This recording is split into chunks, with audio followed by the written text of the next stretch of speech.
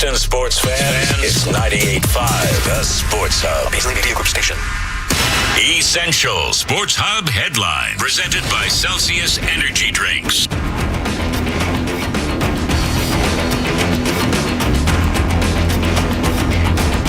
Red Sox with a 4-3 win over the Yankees last night to win the series.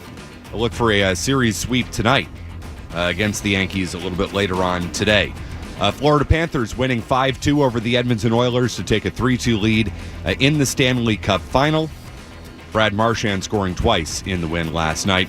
And the U.S. Open will wrap up later today at Oakmont. Sports Hub Headlines are brought to you by Veterinary Urgent Care Center with 8 locations in Massachusetts and Rhode Island. VUCC offers compassionate, convenient, high-quality care 7 days a week. Walk in or book an appointment at veturgentcare.com. Veterinary Urgent Care Center. Urgent care for your pet's urgent needs. I'm Matt McCarthy. I'm Boston's Home for Sports, 98.5 The Sports Hub. Your next update at 11 o'clock. Listen to it, laugh at it, get mad at it, agree with it, argue about it. It is Boston Sports. Boston Sports. And it is all we do. 98.5, the Sports Hub. No matter what team, no matter what player, no matter what coach, no matter what game, it all happens here. 98.5. Song, Alex Barth? Not off the top of my head, no. It is called Snot. Okay. By the band Snot. It is a self-titled Song. Is it off the album Snot? No, Get Some. Okay. All right. There we go. I needed this. I'm not doing so hot right now. I mean, I'm okay, but I'm just old. There's no other way to say it. Also had totally no idea I was doing headlines. Did I miss anything there? That was all off the cuff. Very Red impressive, Sox, but I think you got it all. I think you got it. Red Sox won. Yep. Panthers won. Yep. U.S. Open today. Who's leading the U.S. Open? You got to understand. I'll tell you right off the top. I don't really know what happened in sports yesterday. I was busy. I had an event. We got Sam Burns. He's our leader at 4 under. Tees off 2:15 today. Not a great leaderboard. Not a good one. But it's Father's Day. Sunday at the U.S. Open. That is one of the great traditions in sports. And for that, we are very excited. It's Matt McCarthy and Alex Barth. Rory +9. Not what you're looking for coming off the Masters there, Roy. Not what we want. How you doing, Barth? I'm good. Yeah? Yeah, I'm good. Great sports weekend, like you said. It is. Turning the corner. Sounds like we might actually get sun on a Saturday next week. We're at the point where, I'm actually looking forward to that, however sad that is. Yeah, it's good. Who needs it? The sun. I need it. I want to play golf and go to the beach. You can do that on other days. Not every day is going to be perfect. That's true. You can just power through it. Like I am this morning, because, as I said, I didn't see too much going on last night. So you'll get me caught up a little bit on the Red Sox. You get me caught up a little bit on the Panthers, the win over Edmonton last night. Obviously, a great performance from Brad Marchand. But the reason why I didn't see all that much last night, Barth, is because I was at a wedding. Not only just a wedding, Sarge's wedding. Congrats to Sarge. Very happy for Sarge and Aaron. And Mrs. Sarge. And Mrs. Sarge. It was a great time. It was awesome. One of the more enjoyable receptions I've been to in a long time. It was awesome. But I have a question for you guys. What do you think as a wedding guest? And I know this is kind of a loaded question, so I welcome your responses. What do you think as a wedding guest is kind of the cardinal sin when you're attending a wedding? I think anything that draws attention to you during the ceremony. Draws attention to you solely during the ceremony. Walking in late during the vows and everything, making noise. Yep. Just making it about you. So yeah, drawing attention away from the bride and groom. Correct. Really yes. at any time. I'm going to hell. I'm going to hell. Oh, there's no coming back from what I pulled yesterday. So, just to give you kind of a lay of the land here. 2:30 reception. 2:30 ceremony on the invite time. Now, a little birdie, Joe Murray, says, all right, here's what I've heard. Because Joe always has his sources on the ground. Joe always knows. Joe knows. But the thing about Joe is Joe knows just enough to get you in trouble. Is that a fair way to assess? Very. Yes. He knows just enough to put you in maybe a bad situation. So Joe says to me, he said, listen, it's a 2:30 ceremony on the invite, but I hear we kick off at 3 o'clock. This is, kind of like a Stanley Cup final where it says the game starts at 8, but it's really 8:25 type of situation. So it's like you got a few minutes, and it's a full Catholic Mass. So just plan accordingly, right? So my attitude is, all right, instead of showing up at 2:15, as I normally would for something like this, I'm going to show up at 2:30 on the nose. Even if it's a little closer to 2:30 at the time, I'll still be good. Of course, I'm running late. Can't find where I left my suit. My house is in a bit of disarray right now. So, I've got that thing going on. That cost me 10 minutes. Clearly, I didn't organize this thing. I get there. Understand, guys, that I have been invited to this wedding. I've known Sarge for many years. I don't really know too much about it. Put it that way. I probably should have done a little bit more research. I get to the church. Pull up behind the church. They say parking and back. Okay, there you go. Circling around, no parking, no parking, no parking. This is in Plymouth. I know, where all the street parking spots are in Plymouth, but I know it's not going to be as close as I want it to be to the wedding because I'm already running in late. I'm getting there at 2:40. I think I'm good, but I hear the bagpipers going on out front. I'm like, you know what? Maybe this thing is starting, and maybe Joe led me astray. So I'm texting Joe frantically. I'm like, are we sure it's 2:30? He's like, 2:30 on the invite time, bro. I'm like, now you have me doubting myself. So I realize I'm going to have to pull out. I'm going to have to go out to the street. I'm going to have to go out to a town lot. I might be in trouble here. I might have put myself in a bad situation. I'm pulling down the driveway to exit the church, and there's some parking spaces along the driveway. 2 parking spaces. There's a spot right behind those 2 parking spaces where I say, I can definitely fit here. And I know it's not lined or anything, so I know I'm probably not supposed to park here, but there's plenty of room on the left for anybody to get through, even with a big vehicle. I've got a smaller crossover. It's nimble. I can get this thing in there. I know how to drive. I know what I'm doing. No problem. Pull right in, a little bit up on the curb. We're fine. Everybody can get by. I rush in. I'm looking disheveled. I get there. 300 people in the church. 300. I'm looking around for Joe Murray. I'm like, where the hell is this guy? Where is he? So I'm texting him. You here? You here? Joe's not a hard guy to miss, too. No. But, this is one of those things where it's just a sea of people. So maybe he's here, maybe he's not. I grab a seat, I walk down, I'm looking for him, like, I got to sit down. I feel like this thing's about to start. They're playing music and everything. So I sit down, middle of the church. Music stops about 5 minutes later. I'm like, all right, here we go. So some guy gets up there on the mic.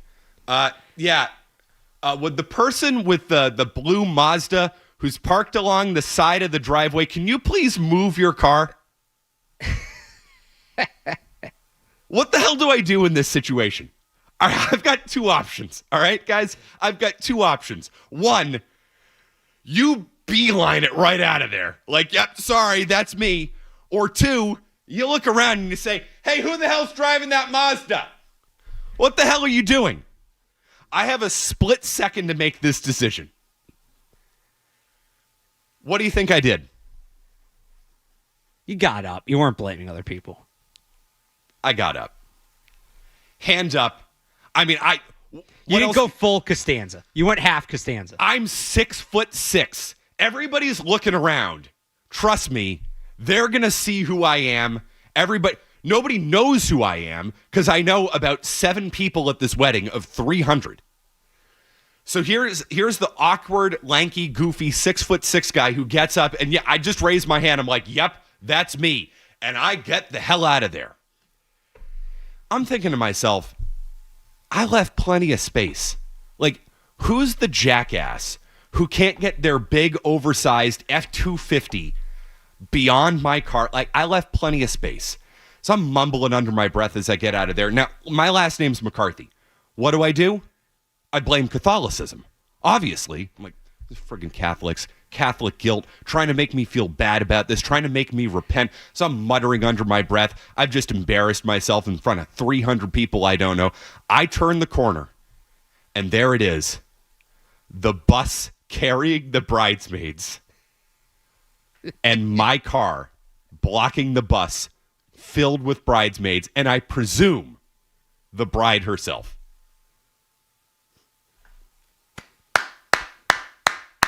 Bravo, buddy. Bravo.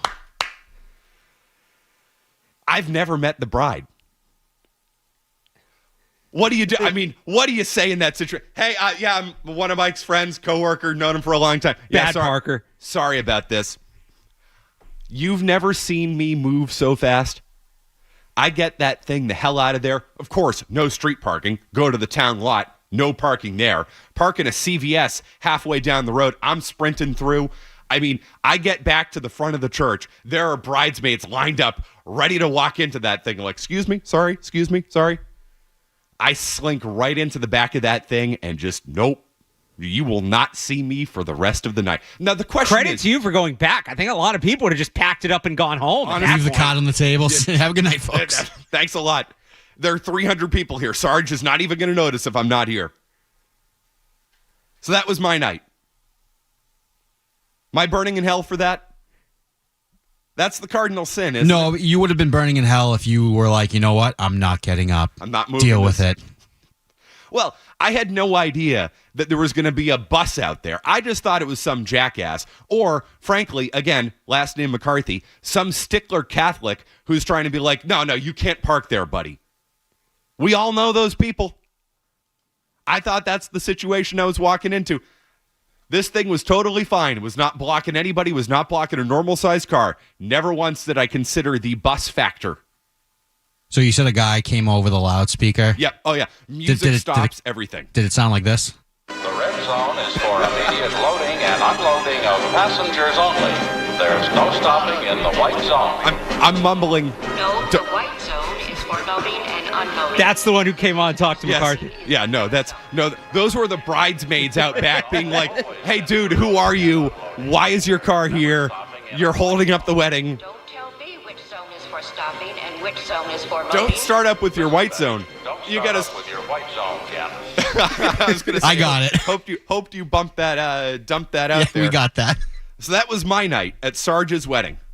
That's how the thing started. But Barth, you make a good point. Do you even go back at that point? You did. I mean, so again, this is very Costanza-esque. Costanza would have gone home, but then the thing would because like you said, you didn't exactly get out of there to move your car discreetly. You know there's people at the reception who all want to see what happened that are going to be looking for you. And you say, Sarge isn't going to notice if I'm not there. People are going to notice if you're not there because you're now a celebrity at the wedding. People are going to be looking for you. And, I also didn't really consider the factor that everybody at Sarge's wedding is probably a Sports Hub fan. The amount of people who came up last night, to Joe and I, it's like, we love your stuff. It's like, hey, McCarthy, yeah, nice going. Calls tomorrow. Yeah, Felga, I was at Sarge's wedding over the weekend. McCarthy blocked it with his car. Yep, that was me. It's all good, baby. All right, it was not all good. But you know what? It ended up being an absolutely, it was a beautiful ceremony, and it was a beautiful reception. It was everything you could have possibly imagined from Sarge's wedding. Pat Patriot led out the bridal crew. I mean, it was great. It was everything you could have possibly wanted, and I'm just happy to have been in some way a part of it. I'm just glad I know I'm in my buddy Will's wedding in the beginning of August. It's the first time I'm part of it, not just a regular guest. So I need a pen here just so I know now. 1, do not block entrance to wedding. No, don't do that. If you have any other tips for me, I'd appreciate them so I don't make a fool of myself. No, I honestly, I think that's the best piece of advice. Do not block entrance to wedding. And I mean, in my defense, did I know there was going to be a bus? Usually that would be roped off or something. There'd be a sign or something like that. Well, I didn't park in the bus's parking spot. There was the driveway. Oh, I get what you're saying. Yeah, the driveway going in on the left side of the church, the parking in the rear of the church, and then the driveway coming out on the right side of the church. So there's the bus trying to turn the corner, and there's my car blocking it. Not a great moment for your guy. What more can you say? Yeah, so any other pieces of advice I can give you, Barth? That's what I'm saying. Like anything else you got? Any other no-brainers? No, I'd start with that one. Just don't block. I'll let him know. Yeah. And get your suit out the night before. Yeah, that real rookie move right there. Real rookie move. Like, where the hell is this thing? Found my shoes just fine. That's always That's what I always struggle with. Yep. Have no idea where I left them when I got back last night, so I hope I don't have any more weddings. Hopefully they're coming up. not blocking anybody's driveway. Just run them over. At that point, I mean, you have every right to tow that car, don't you? That takes absolutely. a week. Especially if you didn't get up. Yeah, you don't have time to do that. You got to call the tow truck. It's got to get there. They got to hook it up. No, you get the groomsmen. They break into that thing. I mean, just smash the window. We take the parking brake off and we roll that. All right, thing. so I'm a groomsman in this wedding. So Yeah. 2, be ready to break into car. Correct. Number 1, don't block wedding. Number 2, potential breaking into car. I don't know if that's on the itinerary. I'll ask them. But I'm ready to do it, Will, if you need it. I mean, that's a good groomsman right there. Be prepared to jump to the need of anybody, especially if it's the bridesmaids standing around a car being like, who the hell parked this thing here? One thing if you know them, by the way, it's like, hey, sorry, Casey, I'm a clown. And then they laugh it off. It's another thing when you come walking around the corner and they're like, Who is this guy? Who the hell is this guy? Who invited this guy? So, Sarge, you made a bad choice. There's no other way to say it. 617-779-0985. That was my night at Sarge's wedding. And it was a delightful time otherwise. We'll continue. Wedding do's and don'ts, you can add them. 617-779-0985. All your wedding hot takes. Get into the Red Sox. Marchand from last night. We're here until 2 o'clock. It's Father's Day. Happy Father's Day, everybody. Matt McCarthy, Alex Barth. We got Jeff Williams running the show here on this Sunday. Boston's home for sports. 98.5.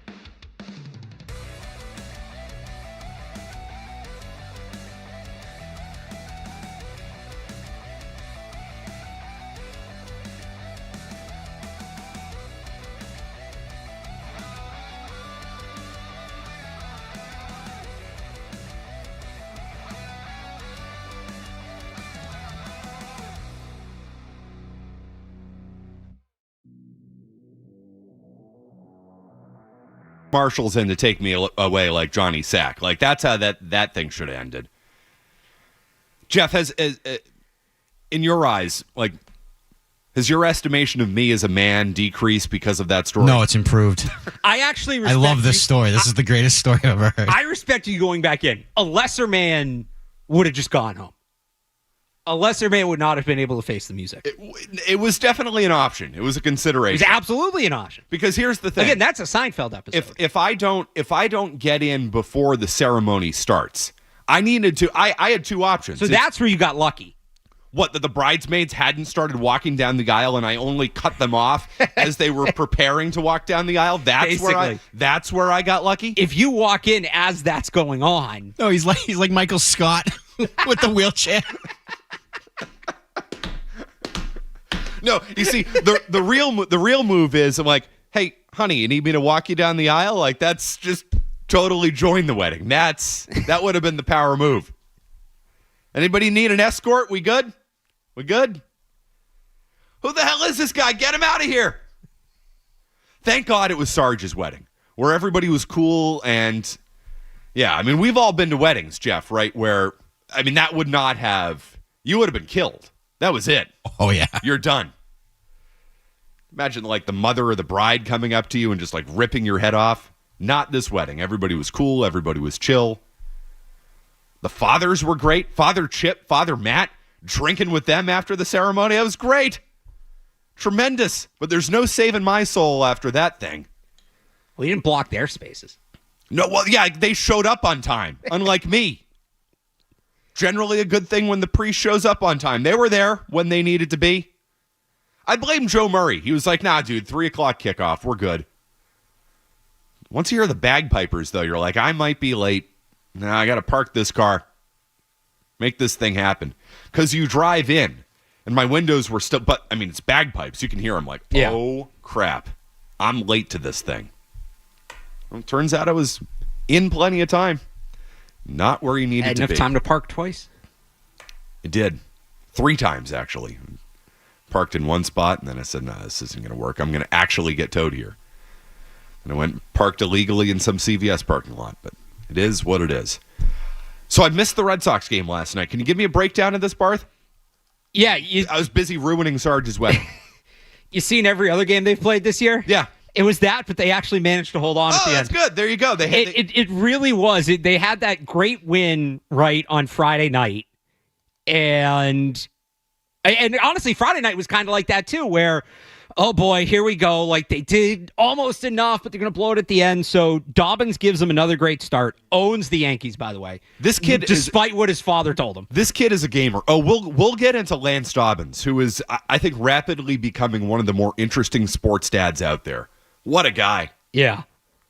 We'll get into him. But no, I mean, Dobbins, this guy's a gamer, Barth. He's a gamer. So Dobbins, his attitude. Dobbins gives him a great start, but you know they kind of have a quicker leash with him, third time through the order, all of that. Bullpen comes in, immediately goes up in flames. They just escaped, so up 4-0. Just escaped disaster because Narvaez makes an unbelievable play. Picks off Dominguez. To was it Dominguez? Yeah. Who I think didn't know what the count was and thought it was strike 3 on strike 2.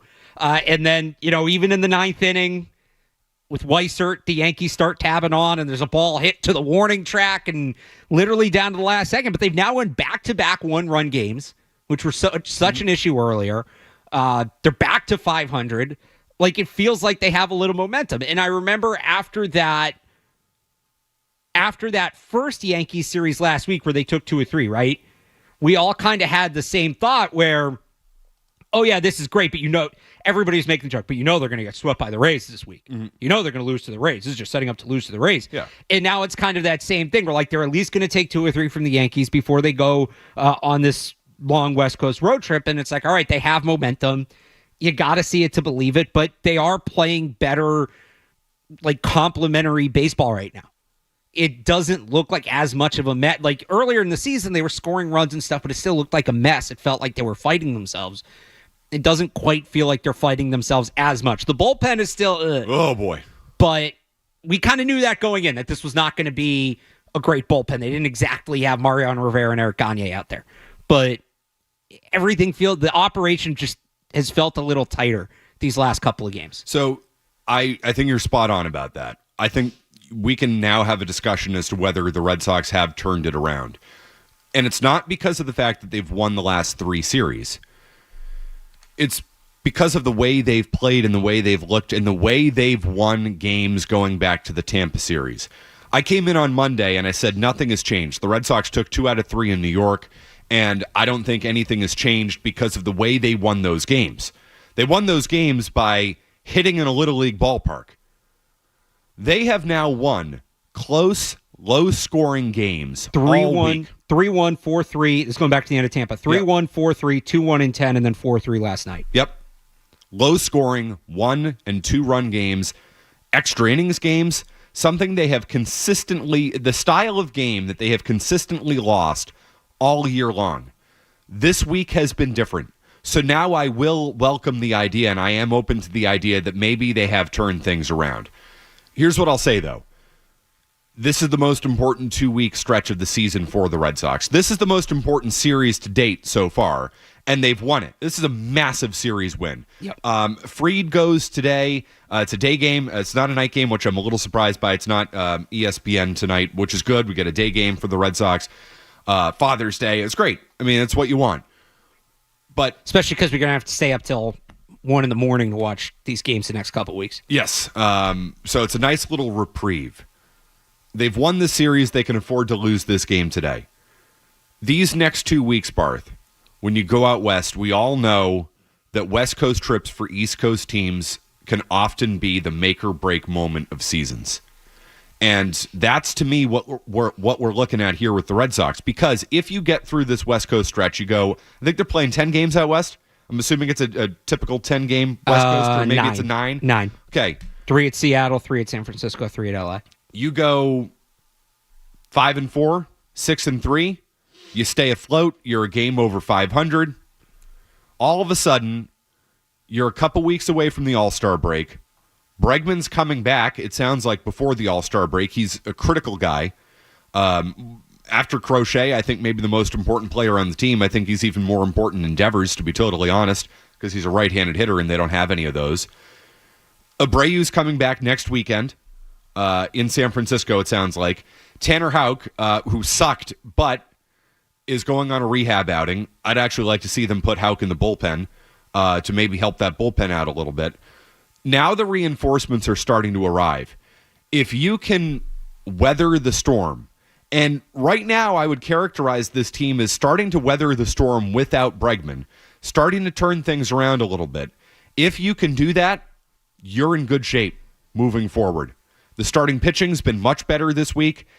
It feels to me, and I'd have to look at the stats, it feels to me that they're throwing a little bit, they're throwing a few more fastballs. There may be a pitching philosophy shift going on. Certainly looked like it. I mean, it's Garrett Crochet, but Yep. it certainly looked like it in that game. Crochet's a little bit of a different story, Right. But based on what I saw from Buehler the other night, way more fastballs. He threw the sinker much more, and he threw the curveball much less in his last outing. And Buehler was great.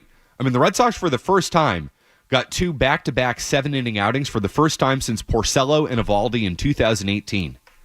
Which is crazy. So it feels to me like the Red Sox are starting to turn things around just a little bit. I don't think that is an overreaction to this past week because of the way they've won these games. That's the telltale sign to me. And you know what? You talk about how the West Coast trip can make or break, right? And I think you mentioned that last Yankees series didn't change much in terms of how you view them, but I think maybe that gave them that mental boost, right? That kind of helped get the energy up, get the focus up where they come back and they start winning games the way they have. And if they can take care of business out west when they get back from that trip, they have 5 series before the All-Star break. Toronto, Cincinnati, Washington, Colorado, Tampa. Yeah. 4 of those 5 are at home. Schedule eases out.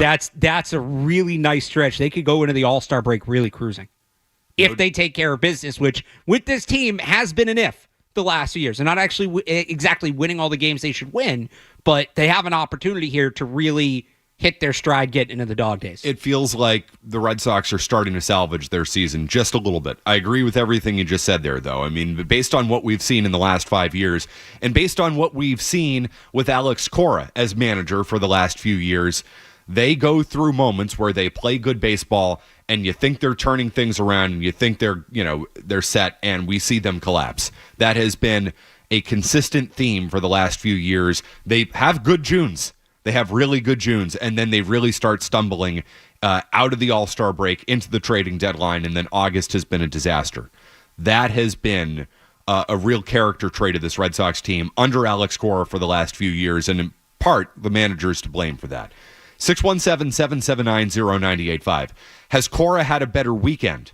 We can get into that. I also think, we had reporting the other day from June Lee on Baseball Hour that there are issues between Cora and Craig Brelo. I think this weekend has been a real good weekend for Craig Brelo. We'll get into all of that. We continue. It's Matt McCarthy and Alex Barth hanging out on Father's Day. Boston's home for sports. 98.5.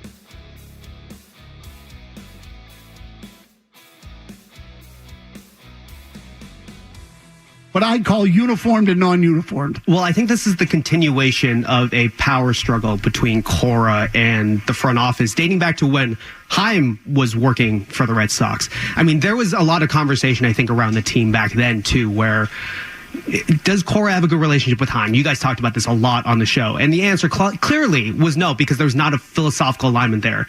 Bringing in Craig Brelo was kind of, in some ways, philosophically for John Henry, more of the same. And there's still not a lot of good communication between those two sides. I talked to a source who is close to Alex Kora, who mentioned that the level of communication, the quality of the communication between Cora and the front office is basically the same as it was with Chaim, which was poor, which was bad. It was not good. And they were never aligned in terms of kind of, should we be pushing hard to win this season? Should we be trying to build for the future? And of course, at the same time, you have the front office out there talking to fans about, this is the future. This is Roman Anthony. This is Marcelo Meyer. These are the guys that you guys should be betting your future happiness and excitement on.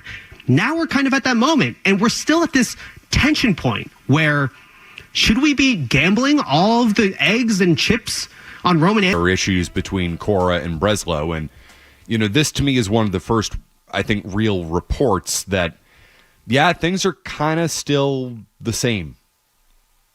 It was obviously an issue when Bloom was here. Now it's an issue with Brelo here. Cora and Brelo aren't on the same page. That obviously leads to dysfunction. It's one of the most important things you can have in sports is a general manager and a manager or a head coach who are on the same page, and that clearly is not happening here at all. So who's to blame and who's at fault here? And what's your takeaway from all of this? I mean, you know me, I'm not an analytics guy, so my default is to side with Cora because he's fighting the battle against analytics. I mean, look, I think they're both at fault. I think the organization's at fault for setting it up this way. If you have one guy picking the players and another guy deciding how the players are used, yeah, it's going to get ugly if they're not on the same page. The decision makers higher up, Sam Kennedy, Fenway Sports Group, whoever, they should be aware of this. It does feel a lot like it did during Bloom. I remember there were times during Bloom where Cora would put out these weird lineups or make these weird bullpen decisions, and it almost reminded me, not to cross sports, do you remember when Tom Brady would get frustrated with the play calling? He would just throw in a double coverage 40 yards downfield. Yep. We'd call them the protest balls. It felt like Alex Kora was putting out protest lineups at the end of the Chaim Bloom era. And it hasn't quite been like that here with Brelo, but it feels the same way. But I want to go back to the end of that clip, Jeff, if you have it, where, if you ever read it, he talks about the uncertainty about putting all the chips in with the big three, with Anthony and Meyer. I don't know if he has it, but you know the part I'm talking about? Yeah. Which I understand. It's like your entire organization has put all their eggs in the Roman Anthony, Marcelo Meyer, Christian Campbell basket. And that does put the manager in a tough spot because you're trying to bring up three young kids who are all in some ways ready for the big leagues, but that is a massive jump from AAA to the majors, and there's a difference between being ready for the big leagues and being ready to be a star or reach your highest potential on a big league club. I don't know if we can get the end of that, Jeff, if you don't mind. Now we're kind of at that moment, and we're still at this tension point where should we be gambling all of the eggs and chips on Roman Anthony and Marcelo Meyer? So I kind of misunderstood that. I heard it as building the team around those guys. Those guys are the chips. Those guys are they should be doing, I think, everything to make it an environment where those guys can grow. That should be the number one priority at this point. As much as it's, they got to win games, and you've talked a lot about this, how for the last few years, winning games hasn't necessarily been a priority in this organization. It's been those kids in the farm system. Well, don't stop now. You're far enough in it now. Everything needs to be tailored. Where should they be hitting? A veteran's going to get annoyed that he's not hitting where he should be in the lineup because this rookie is tough. The hunting matchups, and the lineup came out, and Anthony and Meyer, neither one's in the lineup, and you said you're okay with that against Max Fried. They should be making every decision that's in the best interest of getting those guys on the track to becoming the cornerstone players of this team. You see, I think you can do both.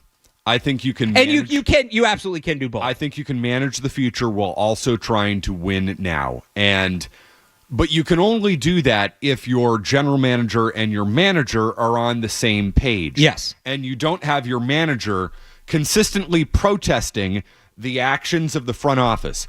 That's an Alex Kora problem. Alex Kora is the bad roommate. When I hear June Lee coming on and saying the communication is poor between Cora and Brelo the same way it was poor between Cora and Bloom, Alex Kora is the constant here. Yes, I'm sure Alex Kora gets frustrated with the approach of the front office. He also knew about this and signed up for it. He also made the decision to return after working with Craig Brelo for a year last year. Unless the Red Sox told him things are going to change. Should you believe that? Like, really? But I'm saying, like, this is a little bit of it happened with Devers, a little bit of a pattern here. Cora got paid.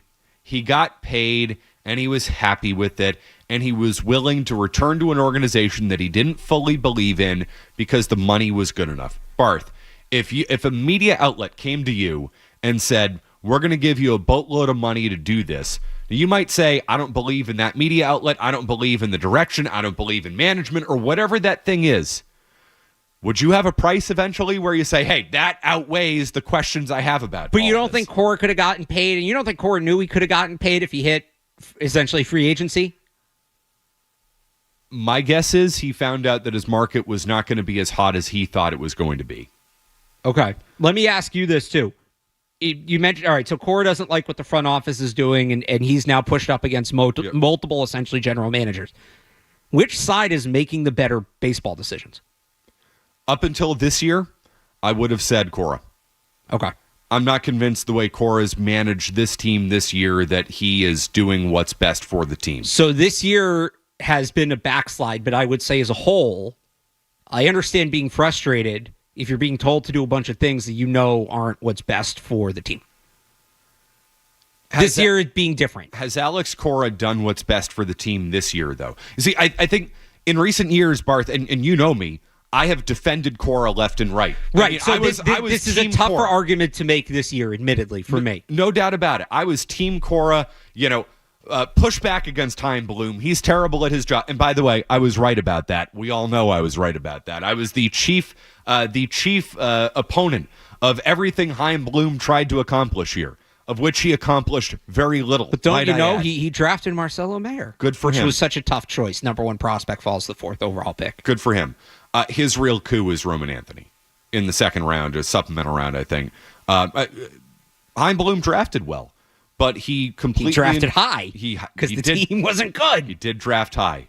Didn't Anthony fall because everybody was convinced he was going to Ole Miss, and then to your point about the money, the Red Sox just threw an obscene bag at him, so he didn't go to college? Yep. And, good for them for using their resources, at least in one place at that time. Yeah, I was going to say the one time they did during that window. And I think you got a guy who's going to be a star. So, listen, was it all bad? No, but the Major League team was not good enough. So it's, to go back to the Cora thing, though, am I naive for thinking, all right, well, that guy that was a successful manager, because we both agree, a lot of the decisions he's made this year, this is not who Alex Kora is, who he's been. We've seen him in past years be much better than this. Am I naive for believing that guy can come back? So I think you are seeing who Alex Kora is this year. I think he's manipulative. I think Cora is the type of guy who's going to point the finger elsewhere, who's going to say, hey, not my problem. I mean, I think we've seen this building for a number of years now. He has security. They're not going to move on from him because they just extended him. So he's just kicking his feet up and throwing his hands up in the air and saying, what do you want me to do about it? Oh, you want me to go talk to Rafael Devers? No, he's not going to handle that well. So why don't you go talk to him? You're going to make me do my job? No, screw you. You paid me. I know my job is safe. That is the way that Cora has managed this thing this year, and that's not good enough.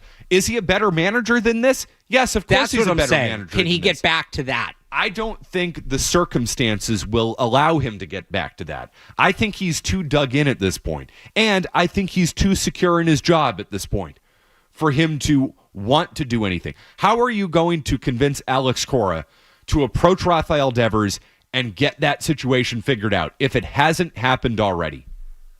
How's that going to happen, Barth? I don't know. Even the in-game stuff. He's been bad. He's been bad for a lot of the year. Yeah. I will say, though, this weekend, I think he made the right decision with Crochet the other night. I know it didn't work out, but you trade for that guy, you pay for that guy, you push him. He's your ace. Yeah, I didn't hate that one. I love that. I love that move from Cora. I haven't hated the way he's approached the lineup this weekend. I hated his attitude and his approach to the media on Wednesday. He was very defensive, which, again, is Cora digging in his heels like, well, what do you want me to do about it? I'm not going to hit these guys against lefties. And then he turns around on Friday and actually, I think, does the right thing. Let Anthony face a soft tosser. Meyer struggles with softer stuff. Let Meyer face a guy who throws harder in Rodon. Get him in there against a lefty. And you sit them both today against Max Fried. You want to sit your lefties, your rookie lefties, against the Max Frieds of the world? Yeah, I get that. I understand that. Let's not sit them against every lefty. I actually think Cora has handled it pretty well this weekend. So hopefully he's turning the corner a little bit with the in-game management stuff, because I think the first 2 months of this year was the worst in-game management I've seen from Alex Kora, and I have defended him as a good in-game manager for quite some time. If he turns that around, the petty stuff, like that's just gonna happen. I'm not that I disagree with. The petty stuff, I think that's the biggest problem. I think it's the culture, the issues behind the scenes. That, I think, is the biggest issue with Alex Kora, and I think that's one of the main reasons why this team has underachieved. You know, in a week, the Devers stuff is going to bubble up again, right? Because Abreu's coming back. Anthony's not going down. They moved his locker next to Alex Bregman. He's not going down. Are they willing to admit defeat on Christian Campbell and say they screwed it up? Probably not at this point. That would be what I would do. A week from now, we're going to have to start having a discussion. Rafael has been hitting. Duran, maybe watch this one a little bit. He's batting 6th today. They dropped Duran in the order. What about Trevor Story? Oh, God, they love him. He's hitting now. He's hitting a little bit, too, so they're not going to, because that's the obvious one to me. They didn't take Trevor Story out of the lineup when he had a 590 OPS. They love that guy. He's a Cora guy. Oh, we can't take precious Trevor out of the lineup. Oh, he's very important. He's a leader. He's an important guy in the clubhouse. Yeah, your team's sucked ever since he's come here, but that's okay. But yeah, sure, important guy. The Devers stuff is about to bubble up. I'll explain why. Coming up, 617-779-0985. And what do you do about it? And will Cora approach him again? Or refuse to approach him again? Do that next. McCarthy and Barth on the Sports Hub. Boston's home for sports. 98.5 The Sports Hub.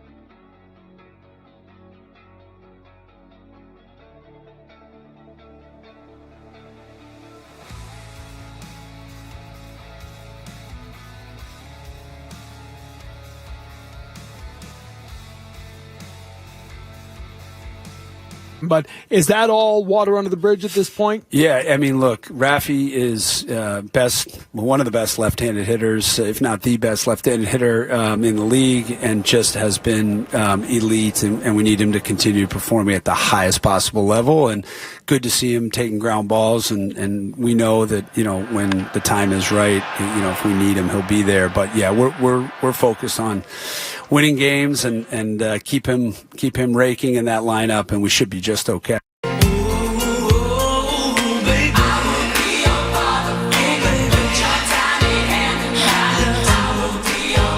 Sam Kennedy on with Tom Caron a few days ago. Some footage of Rafael Devers taking some ground balls over the homestand. This thing is not over yet. Did you take anything? And I know, that's the typical Sam Kennedy say something without saying anything type of response, which sometimes you have to do as president of a team. I understand that. Where in there did you hear? Tom Caron asked, is this all water under the bridge? Where in there did you hear from Sam Kennedy, Alex Barth, that, no, Rafi is just going to be our DH and we've moved on? Did you hear that at all? No. They're going to approach him again in a week. Or they've already approached him. Right, you can't approach him. I'd hope not. The way they've handled this, who knows? Yep. But you can't approach him the day of the game and say, by the way, we want you playing first today, or we want you playing third today, or whatever. And who's approaching him? Because it's probably not Alex Kora, because he's washed his hands of the situation completely. Amazing. The on-field manager not wanting to talk to one of his players about where he's playing, which is just insane to me. But this thing's going to bubble up again here, Barth, because when Willie Abreu comes back, you need to figure out what you're doing. You're not sending Roman Anthony down. Are you benching Jarren Duran, who's batting 6th today? Are you platooning Jarren Duran? You probably don't want to really platoon Roman Anthony, otherwise why is he up here? I mean, you're not going to play him against Max Fried, and maybe you won't play him against some lefties, but they'll lightly platoon him. Yeah, they'll lightly platoon him, which is fine. I think that's the right approach. But everyone in your outfield hits left-handed outside of Rafaela, who's your best defender, so they don't probably want to move him, understandably so. I can actually kind of see that. So what the hell are you doing here? It's one of two options. Duran starts sitting a lot more, which I wouldn't entirely rule out, or Rafael Devers goes and starts playing the field to open up DH so you can rotate Anthony through there. You can rotate Duran through there. You can rotate whoever the hell you want through there, and you can figure out on a day-by-day basis, and your $7.5 million a year manager needs to figure out how to drop a lineup every day and strike a balance, which is not too much to ask Alex Kora to do. I'm sure Alex Kora doesn't want to do that, but you can probably afford to ask him to do that, especially given what you pay him. This is going to be a big thing here, Barth. Well, here's the thing. If you sit if you sit Duran, doesn't that kind of put the writing on the wall that you're going to move him at the deadline? Let's get into that. 90 seconds, no commercials. The reporting on Jarren Duran that the Padres are interested. We are rapidly reaching a point where the Red Sox need to make some type of decision. And it's one of two things. To me, Devers is playing the field, or Duran's time here might be limited. Quick update from Alex Barth. We'll get into that. 617-779-0985. Good chance to jump on here. Quick update. Right back with you. No commercials. From the Telstra Tire Studios, WBZ-FM and HD1. It's not just the games. It's Toucher and Hardy, Zolak and Bertrand, Felger and Maz, Joe Murray. For Boston sports fans, it's 98.5, the Sports Hub. Beasley Media Group Station. Sports Hub headlines. Presented by Celsius Energy Drinks. The Red Sox go for the sweep of the Yankees this afternoon at Fenway Park after winning 4-3 last night. 1:35 first pitch. Brian Bayo gets the start for the Sox in this one. The Panthers took Game 5 of the Stanley Cup Final last night. Brad Marchand scored 2 goals in a 5-2 win to put Florida a game away from the title. Game 5 of the NBA Finals is tomorrow night between the Pacers and the Thunder. At the U.S. Open, final day of play is underway.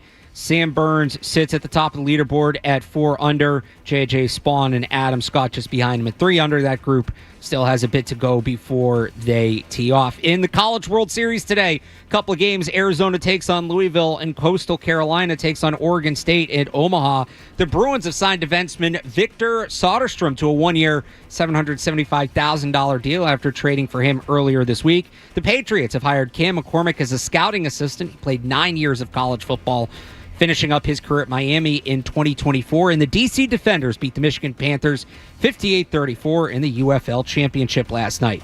Sports Hub headlines are presented by Celsius Energy Drinks. Refresh your energy with zero sugar, essential vitamins, and proven ingredients. I'm Alex Barth on Boston's Home for Sports, 98.5 The Sports Hub. Your next update at 12 o'clock. When breaking sports news happens in Boston, News this morning, Marco Sturm. it happens here. Former Bruin, now current Bruins head coach. The hiring made official today. Boston's home for breaking sports news and your flagship station for the Boston Bruins all year long. 98.5 The Sports Hub. The Bruins, the Celtics, the Patriots, the Sox, the Revs, and you. We're Boston's home for sports. The Red Sox and what the hell they're going to do with Rafael Devers when Wilyer Abreu comes back and the shuffling that's going to go on. Matt Doloff, our colleague, your colleague at 985thesportshub.com, texted and said, another wedding no-no is open bar, not dropping down the cash right away. Like, you have to come with cash right away, take care of the bar staff, to which I admittedly, Barth, last night, Oh, no. I didn't do. What were you doing last night? I was not on my game, if you Clearly. couldn't tell. Here's the dilemma I ended up with. I always carry cash. I'm a big carry cash guy. You never know who you're going to have to pay off at a moment's notice.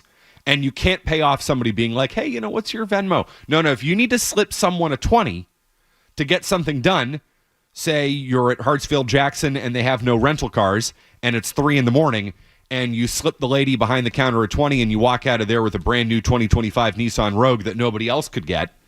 You can't go up to that lady and be like, excuse me, ma'am, what is your Venmo? I would like to pay you off. You just slip her the 20, there you go. So I'm a big carry cash guy. Here's the problem. I was driving last night. I had already, had a few at Paisano's. I'm only having one drink. One drink before dinner and, that's it. That's a dilemma. Because you can't go up to somebody and I look in I've got 20s and 50s in my wallets. Do I just drop down the 20 right there if I'm only having one? After you already delayed the ceremony, it's the least you could do. Yeah. Take care of the person behind the counter? Who's now got to work 10 minutes later because the wedding started 10 minutes late. You're right. Because some idiot parked and blocked the bus. True. Fair.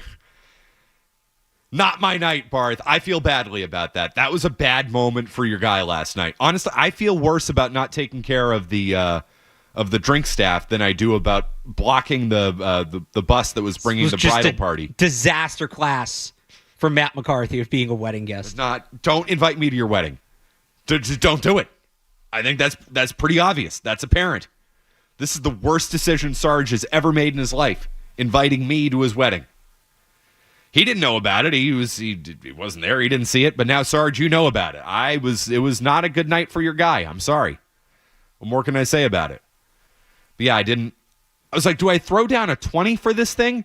And let's call it what it is, a typical watered down wedding drink. Which is good, by the way, that they water down the drinks at weddings because we all know everybody's getting up and doing that thing. Like, that's...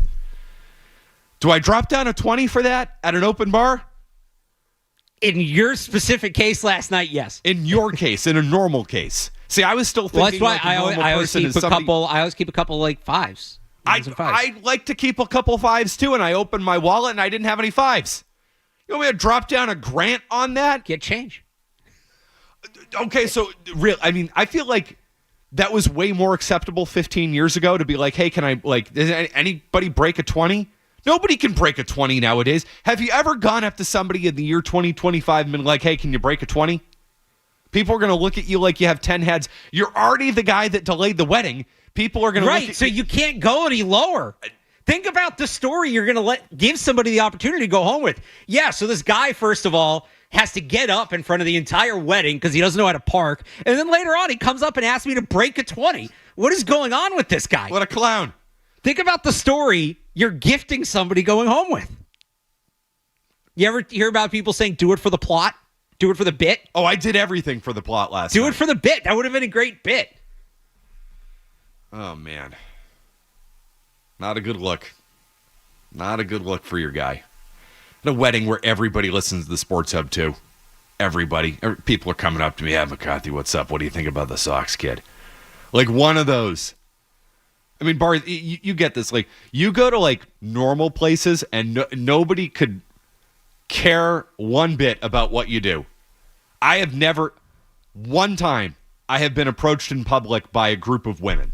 Like, hey, we listen to the Sports Hub. That's great. One time in 12 years. But at this wedding, at Sarge's wedding, where everybody's like, I mean, the priests are coming up to you. They're like, dude, we love your takes on the Red Sox, man. The priests of all guys. One of them's an Ithaca College alum, Father Chip. He was great. Nothing like sitting there talking to a priest about all the stuff he got into in college back in the day. Now, there's a wild time. That's a fun story. But, yeah, not a good look. Not a good look for me. Not a good look for Rafael Devers that he still won't play the field. What are you doing? Abreu's coming back in a week, Barth. What are you doing? How are you fixing this? Well, so what's the plan if he plays the field? What is the alignment like with that? Are you DHing? Who are you DHing? So I'm Campbell? I'm rotating. Yes, I'm DHing Campbell 2 days a week. Let's break it down. All right. Devers DHs 1 day. Campbell DHs 1 day. Anthony DHs 1 day. Duran DHs 1 day. Maybe Abreu DHs 1 day. I mean, you have to put Devers in that rotation if you're going to do that. Right. But so here's my thing. On a day where Devers DHs, Rafaela comes into the infield, and that's what you do. Here's what I don't want. The moving around of the positions with the kids.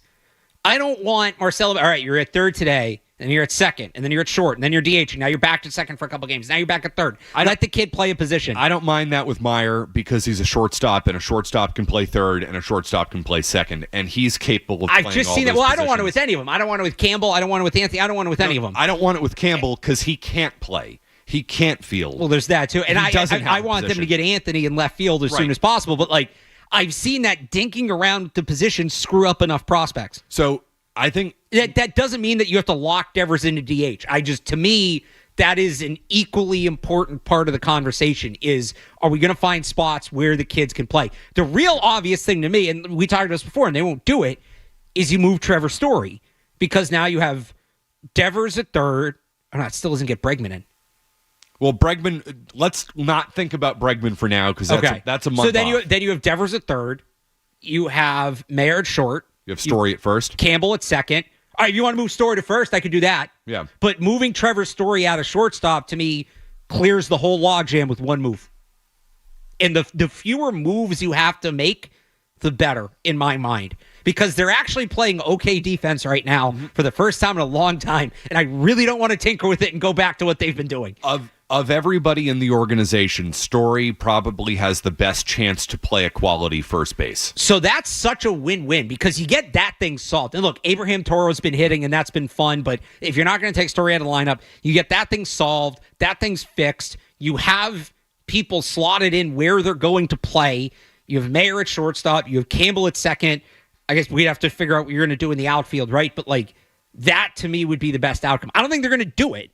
But that's what I would like to see done. I think it has to be some type of rotation, though. And I'm all for that approach. If you can get Meyer to shortstop where he's going to play eventually and we can just quit the Trevor Story thing. I know he's been hitting a little bit more recently. It's going to stop. He's going to do his thing. He's going to go on a 3-week stretch where he can hit, and then he'll never hit again because that's who Trevor Story is. We've seen that for years. So, yeah, I'm fine with that approach. What you're saying is, though, by getting Devers into the field, you can then have Anthony DH or play left field, right? Maybe it's just as simple as Roman Anthony plays left field 4 days a week and Jarren Duran plays left field 2 days a week, and those guys just split time at DH. That's it. I don't have a problem. I mean, Anthony's never going to be a Gold Glover. I don't have a problem if he's splitting time between left field and DH. I have a bigger problem if you're switching him between right and left. Yes. That I have a bigger problem with. if the kid's just DHing a few days a week, that's not going to screw him up. In fact, it helps him. It's like, hey, focus on your hitting today. Learn how to hit big league pitching. That's fine. So yeah, you want to do that? I'm all on board with that. I'm not moving Campbell around. Campbell's either at second or he's DHing because he can't field. So he either needs to learn how to play there and you deal with the growing pains, or you just, frankly, call it quits and say this guy's a DH. Because he might end up being a DH. The other thing is here, when Abreu comes back, and it's going to happen in less than a week now, do you admit failure on Christian Campbell and send him down to the minors? Because then that allows Rafaela to go to second base. You have Anthony, Duran, Abreu in the outfield. You're not as good in the outfield. You're better defensively, though, in the infield because Rafaela can play anywhere better than Campbell. Do you do that thing? And then you don't have to worry about Devers. He stays at DH where he's been hitting all year long.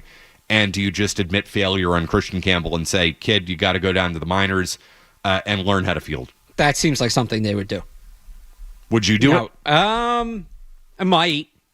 I just think that can be, how's Campbell going to handle it? You kind of need to get where he's at on a personal level. If you think it's really going to screw with him, you don't want to blow his development on that. But if they may have already done that.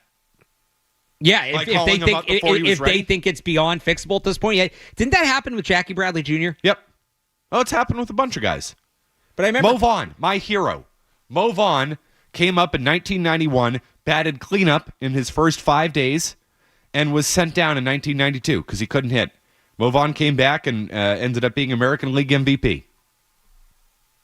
Happens all the time.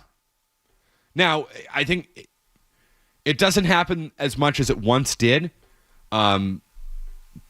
because just the way we approach prospects is way different than we once approached it. But Campbell is the type of guy that I think you can send down because it's so obvious he is fundamentally not ready for the big leagues. With Anthony, Anthony's already proven he can hit AAA pitching.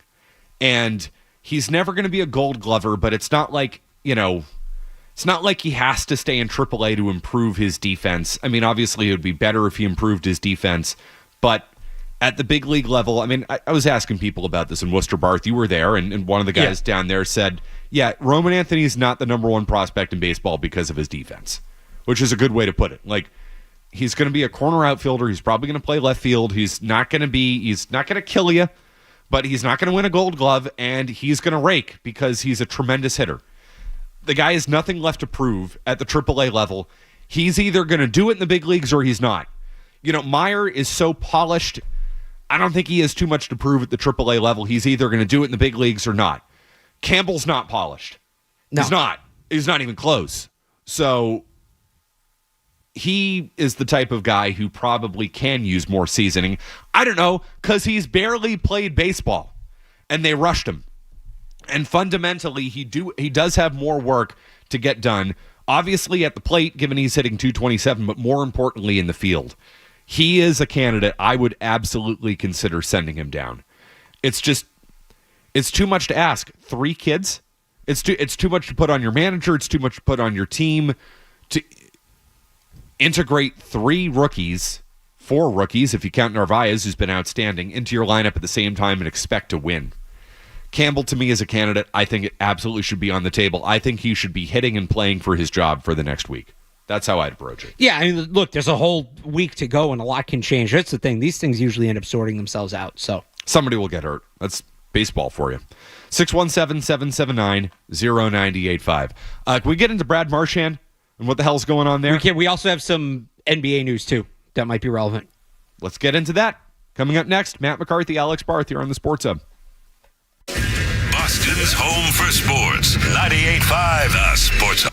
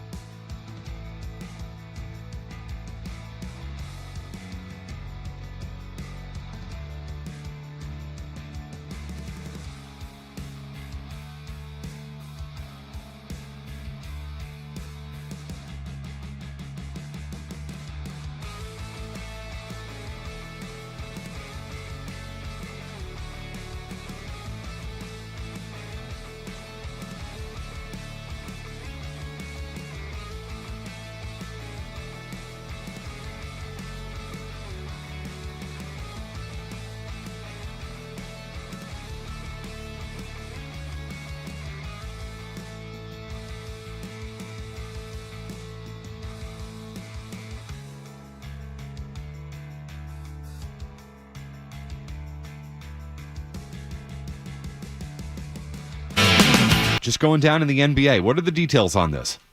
Yeah, so this from Shams a few minutes ago, 15 minutes ago. The Memphis Grizzlies are trading Desmond Bane to the Orlando Magic for Kentavious Caldwell-Pope, Cole Anthony, 4 unprotected first-round picks. 4? 4 unprotected. Not, if it's top 10, it's this. And if it, they get the pick. Period. Full stop. 4 unprotected first-round picks. He doesn't say the years. I'm going to guess they're not all in a row, but it's still 4 first-round picks. Even better, the further down the line, who knows how good they're going to be. And 1 first-round pick swap. Wow. So Desmond Bane is 3 first-round picks better than Luka Doncic, apparently. It's an interesting way to look at that. I still think that's one of the stupidest trades we've ever seen. It is, and it's not because they traded... Luka one, not this one. No, it's not because they trade. This is stupid too, from Orlando's perspective, and I think Bane's a good fit there with Paolo and Wagner, but so somebody had it. Bobby Manning, they're starting 5: Jalen Suggs, Bane, Paolo, Wagner, and Carter. That's pretty good. That's in a weak East. Yeah. Especially, you know what? I think you might see some of this. Jason Tatum's banged up. The window's a little more open than it's going to be.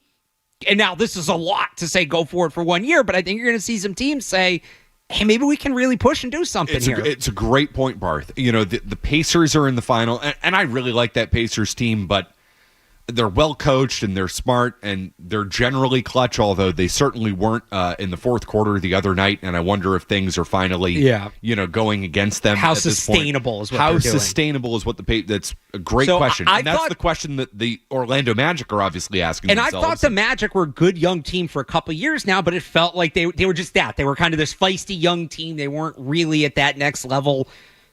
Desmond Bane's not Jason Tatum or Jaylen Brown, but a product of that.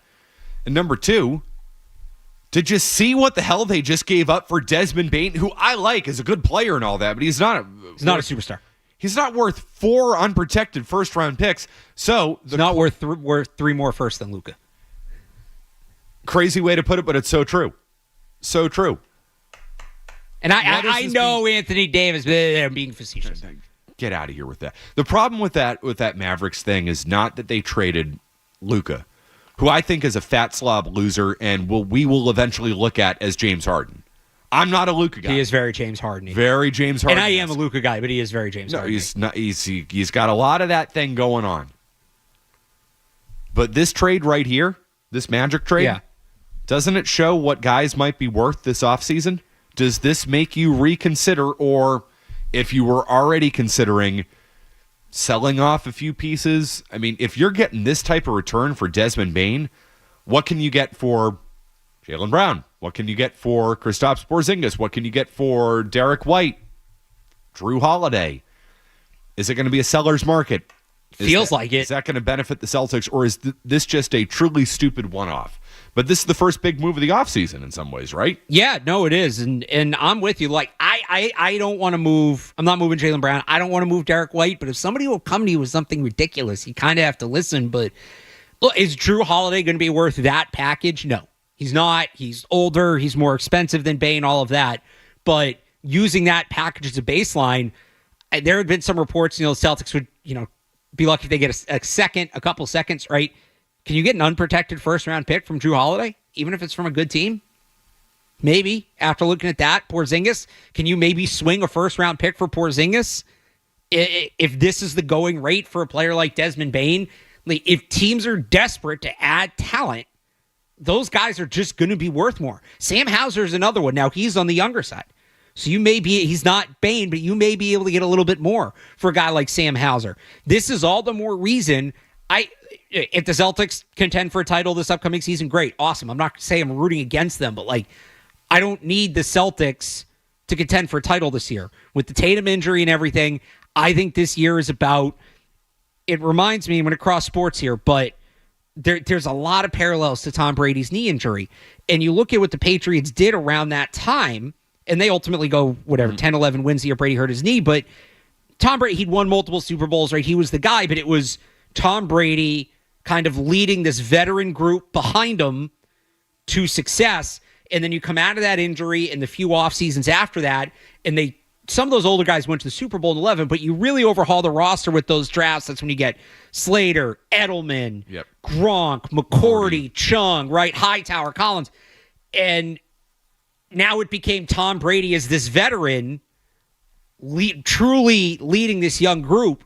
And that's what I want to see them do for Tatum and Brown. So if you can move a guy like Kristaps Porzingis, like Drew Holiday, even Sam Hauser, and pick up a couple of first-round picks and continue to draft well, which Brad Stevens has done. I actually don't think Brad Stevens gets enough credit for how well he's drafted because the roster's so deep. Some of these guys don't get to play, but like J.D. Davison, for instance, who just won the G League MVP, there might be something there. But we don't know because they have a million point guards to play ahead of them. If they can use this year as not a rebuild, not even a retool, just a soft reset to get younger, get some draft picks, and build the next core around Tatum and Brown, I think that's the best use of this season, and it's a way to make a good out of a bad with this injury. And if it's a seller's market, what a great time to do it. I don't want to do it. And I know it's crazy. So you don't want to start trading guys. If you could get 4 unprotected first-round picks for Derek White, okay. Am I listening? Yes. Philosophically, though, I don't want to do a reset. But they have to get younger at some point.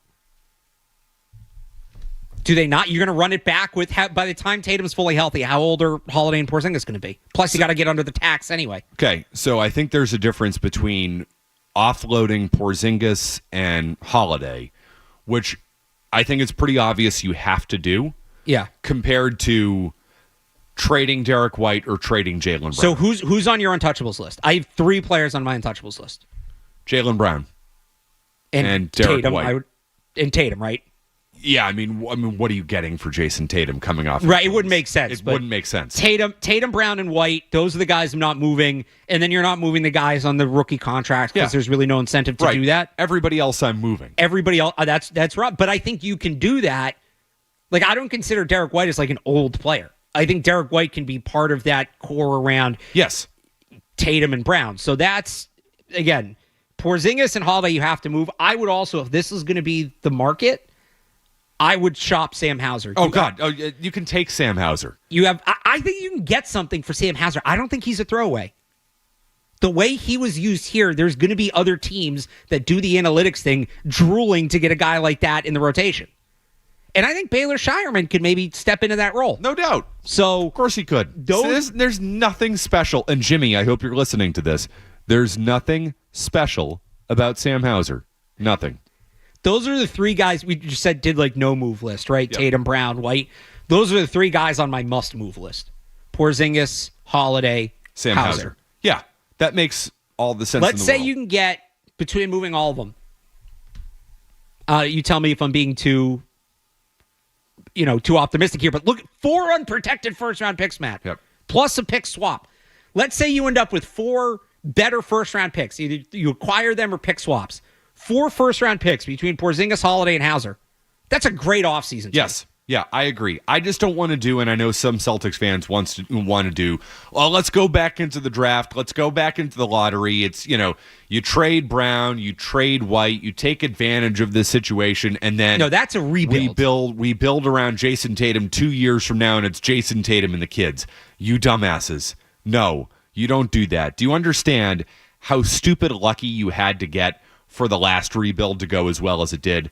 Like, getting Brown and Tatum, not only did you get beyond lucky that the Brooklyn Nets gave you a haul and then immediately collapsed and they fueled your rebuild, you also got it right with the players, which is not a given. And do I trust Brad Stevens? Yes, but even the best GMs make mistakes. I mean, Danny Ainge got it right with those guys. He drafted the right guy in Brown. He drafted the right guy in Tatum in both years where we said, take Chris Dunn. Or, no, take Markelle Fultz. Or Jamal Murray was in there. Jamal Murray, yeah, okay. But yes, no, you're right. They got it right. So not only do you need to get lucky, you need to get it right. It was a confluence, a rare meetup between a miracle and a very, very smart general manager at the time. So, all right. So Tatum and the kids obviously is off the table, and I agree with you on that. Can I ask for Tatum Brown and the kids? Because if you're getting 4 first-round picks for Derek White and they're unprotected, yeah, I mean, I probably do think that. the way because it's so stupid, right? The way they've drafted, you don't need, if you do it that way, you don't need to go, you don't need a Jason Tatum or Jaylen Brown type player at the top of the draft. You're trying to get your role players. I think they can get those guys in the 20s. I think they can because they've done it. Where'd they draft Sam Hauser?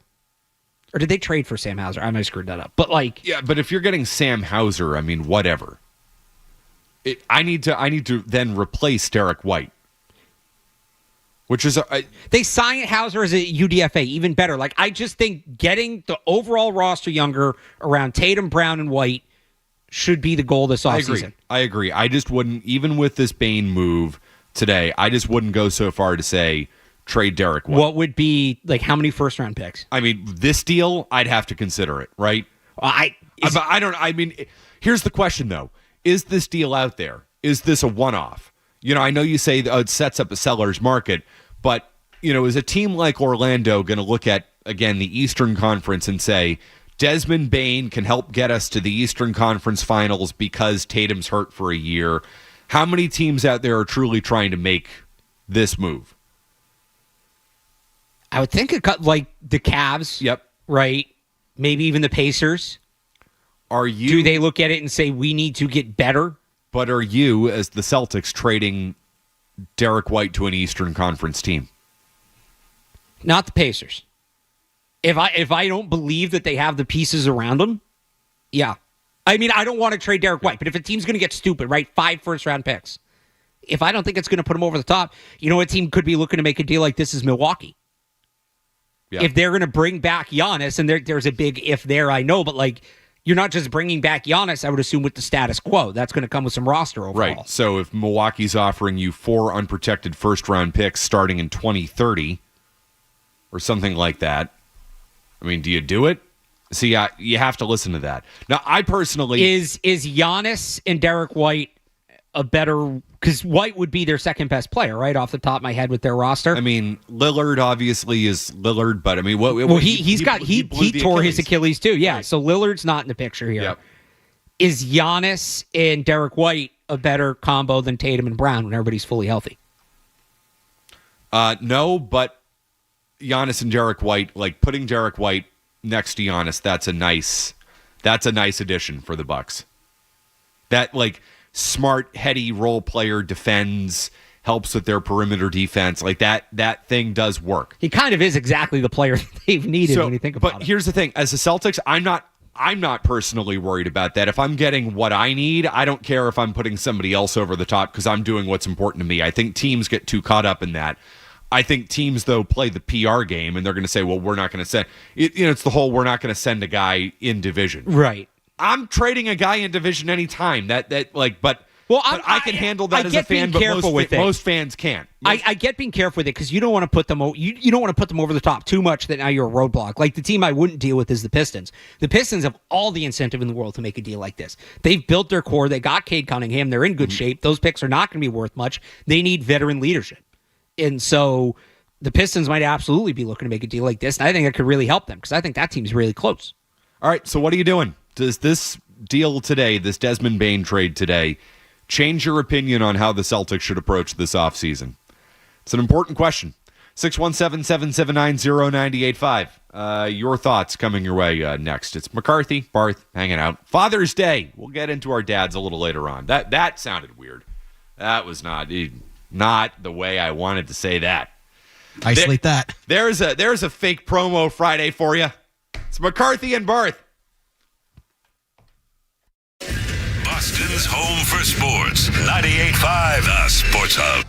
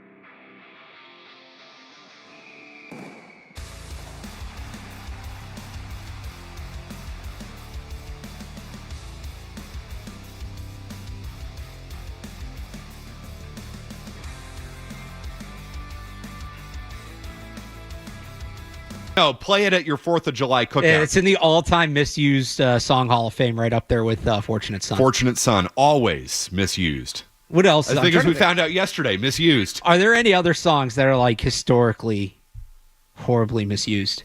No, it doesn't even have to be political. Semi-charm kind of life. Yes. Yeah. I played that. That's a good one. Once again, as we've discovered, not the guy you want to invite to your party.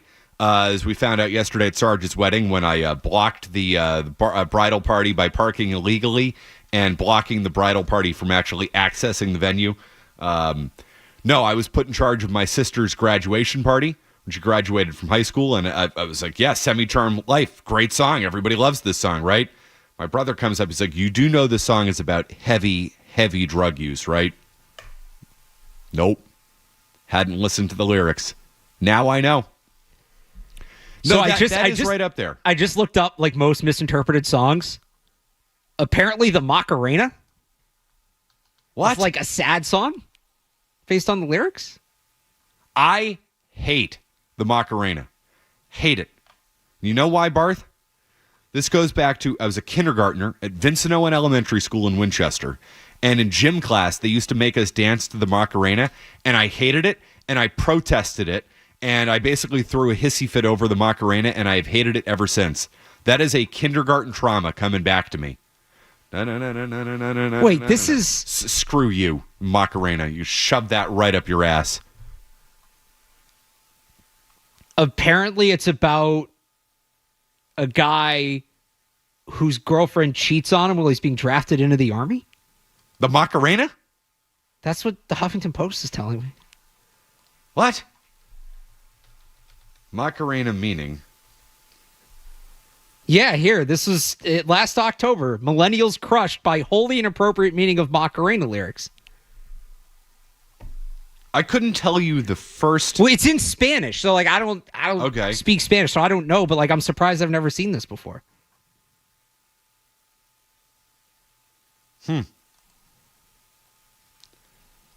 So that's up there on the list. Give a little lovin' to your body, Macarena, because your body's made to give it joy and good things. Give a little lovin' to your body, Macarena. Hey, Macarena. That's the chorus. Macarena has a boyfriend who's called Victorino by his last name, and when he left to sign up for the army, he saw her with two of his friends. Oh, my God! Macarena has a boyfriend who's called Victorino. Yep. Not good. And then the chorus, give a little loving to your body, Macarena. She's two-timing him. Macarena's a girl? That might go to the top of the list. That might be... And we're dancing to that? Okay, I just thought... We're celebrating this infidelity. I just thought of another wedding faux pas. When they inevitably do the Macarena, telling people around you what it's actually about. Don't be that guy. Oh, no, I'm going to be that guy from now on. It's no worse than the crap I pulled yesterday. Jeff, 5-year-old me hates this. Can you get the Macarena going? I mean, I could, yes. Oh, I got a couple other good ones here. Good Riddance by Green Day. Jeff can add some thoughts on that when he's done loading up the Macarena. Which Fast Car. I mean, is that one that hard to figure out? I mean, I know... Mr. Brightside. I mean, yeah. I know what Mr. Brightside's about. I still enjoy it. I think that one kind of just supersedes it. It's a jam.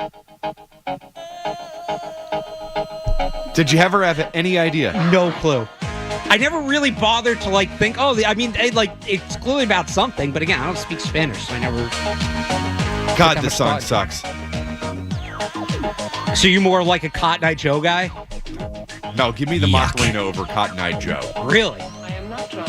What about in that category? Turn it off. Turn it off. I can't. I thought I could. Turn it off. Turn it off, Jeff. No more. No mas. No Macarena. Baltazar did not play Macarena last night. I don't think so. Baltazar is the man. We loved him. The best. Kept calling out Joe Murray. He's like, Joe, your bookie's here. He's out in front. Middle of a song, like transitioning from one song. He's like, Joe Murray, your bookie is out front. He's coming after. He's like, McCarthy, you're on the. It was great. Baltazar was awesome. Great set last night from Baltazar. That blows my mind, Barth. I learn something new every day. Almost as much as this trade in the NBA. What do we have? We have some details on it? Yeah, so the 4 picks, this is according to Jason Beatty, who covers the Magic for the Orlando Sentinel. So it's the first round this year, which is 16th overall. Mm-hmm. A first rounder next year that includes swap rights with either Phoenix or Washington. So that's the Phoenix Suns, who are about to trade Kevin Durant, or the Washington Wizards, who just suck. Wow. So that's could be... That's a coup right there. And there's nothing... Maybe there's a protection. There's nothing here about protection. So I don't know. So this year's first, next year's first, that could be from either Phoenix or Washington, a 2028 first outright, swap rights in 2029 that is top 2 protected, and then the 2030 first outright. It's quite the haul. That's a good return. Would you trade Derek White for that return? I'm not going to lie. That I need more details on the Washington Phoenix one. That particular pick makes that very juicy to me, because if I'm reading this right, maybe I'm not, but if I'm reading this right, like, that could be a top 5 pick, right? Am I crazy to think that? No, I don't think you're crazy. And you can get a top 5 pick without having to go to the bottom, like, whew. But I like, no, I don't know. I really like Derek White, man. I think he's so perfect with Tatum and Brown. I don't know. That's tough. I'm not doing it. I'm just not punting on. I'm not even punting on next year. Brown and Derek White, are they good enough to compete in the Eastern Conference? I'm not saying they're going to win the whole thing, but Brown and Derek White, are they still better than the Orlando Magic? They might be. I'm not. I'm so against this. That's tempting. That's really tempting, but I just think people are jumping to the idea and the thought that, like, the Celtics aren't going to be, like, next year is a wash. I don't think next year is a wash. Do you realize how bad the East is? Like, yeah, I do. The Pacers you are in the being NBA like Finals. the general you, right? Like, to get out of the lottery, they would. You're not Jaylen Brown alone. You're a top 6 seed in the East, I think, and there's a whole offseason to go. But, like, realistically, Jaylen Brown alone, you're a top 6 seed in the East. Yeah, Jaylen Brown, Derek White for sure. So they're a second-round team in the Eastern Conference as it is. There's no difference from this year when you choked it away against the Knicks. So they need to get younger. They need to get under the tax. There's guys you can move, but you can do that all without moving. You don't need to blow the whole thing up. That's how I feel about it. But that's tempting right there. I'm not going to lie. If that type of deal is out there, and maybe it isn't, but ooh, you have to consider it at least. I'm just still not doing it. Mikey in Marlboro. Hey, Mikey. Hey, guys. Actually, perfect timing. I was just calling on this subject with the Desmond Bane trade. I think we all know that the Celtics have to make moves to get under the luxury tax. And before this trade came out, I was very much on the keep Tatum, Brown, White core and move around whoever else you need to. But I kind of class Desmond Bane and Derek White in the same tier, you know, kind of high-end role players, not all-stars, not stars. And if this is the haul that a Desmond Bane type player is going to get, I mean, if this was available for Derek White, I think you have to pull the trigger. That Phoenix pick alone, and correct me if I'm wrong, but I think it's actually the worst of the Phoenix or the Washington pick. Oh, but either way, that's going to be a top 8, top 5 pick regardless. And then you get 3 firsts on top of it. I mean, everyone loves Derek White, but he's not an all-star. He's not an all-NBA. This is exactly how you got Tatum and Brown, by trading away guys, selling high, and then using other teams' picks to draft your next star. If this type of haul is around with other teams, I think they have to respond. I think they have to pull the trigger, and you still get to keep Tatum and Brown. I'll hang up and hear what you guys have to say. Thanks, Mikey. I appreciate it. All totally reasonable thoughts. I just think fans are underrating how difficult it is. How many things need to actually break your way to do what the Celtics did in getting Tatum and Brown. Like, I hear Celtics fans say that all the time. Well, how do we get Tatum and Brown? We traded, established veteran, star players for, first round picks. Yeah. Do you know how lucky you got? What if the Nets didn't implode? Right. Like, what's the alternate reality? What if that around thing worked? Yeah, because it might have, and that's why the Celtics pushed it off a few years. But what if it works for even just 1 year there? You don't end up with Marcus Smart, which, I mean, fine, whatever. But then maybe you don't end up with Jaylen Brown. What if the Nets are slightly better? Well, just slightly better. What if the Nets weren't the worst team in basketball for 5 years? Oh, what if you get porked by the ping pong balls? Right. What if you take the wrong guy?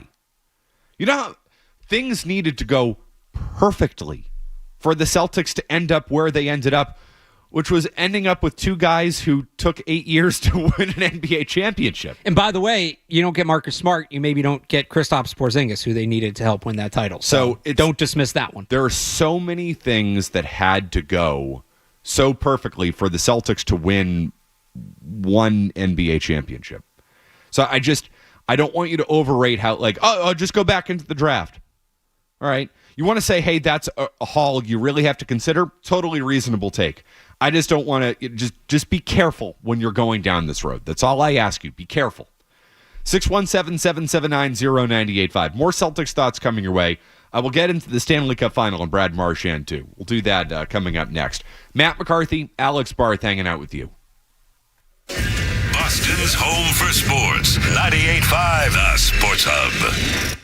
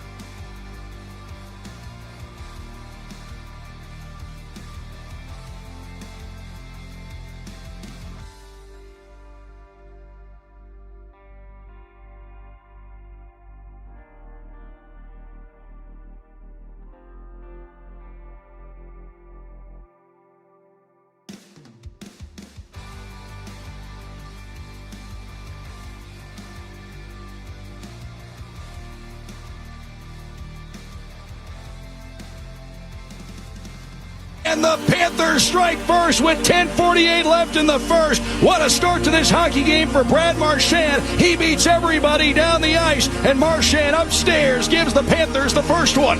Broken up. Marchand in past Wallman. Marchand, and he scores! Marchand went to the backhand. He sneaks it down low past Pickard. What an individual effort for Brad Marchand. The Panthers have taken a 3-0 lead here in Game 5. What would a young Brad Marchand from 2011 say about this Brad Marchand in 2025?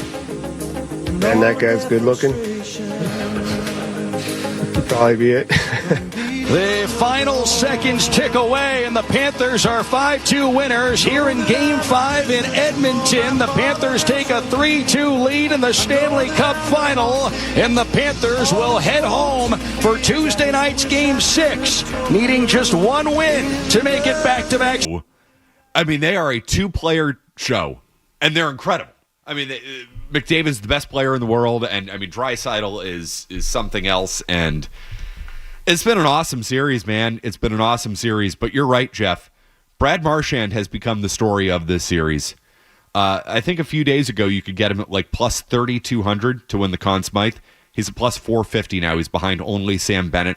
I think he should win the thing. I think my brother, I gotta look it up, but my buddy showed me his ticket yesterday. I think he got it at plus 3,000. Wow. That was a real regret of mine, not jumping on that. Barth, he's been great. He has. How do you feel as a Bruins fan watching this? Like it's a simple question. 617-779-0985. Are you having a hard time with this? Are you all aboard? Is it a little bit of both? How you feeling? I mean, you definitely have a hard time with it because why were they not in a position where he could be that player here as of late? You know, they needed him to be this guy in the playoffs the last couple years. You didn't see it. But as it goes for the trade, he was hurt. Right, he wasn't going to play for most of the regular season. He's an old guy, he's on an expiring contract. You couldn't have known this run was coming, right? I don't know that they realistically could have got much more for him, and I'm enjoying seeing him have success. For me, it's about it's going to kind of be the legacy of that core and leaving opportunities on the table.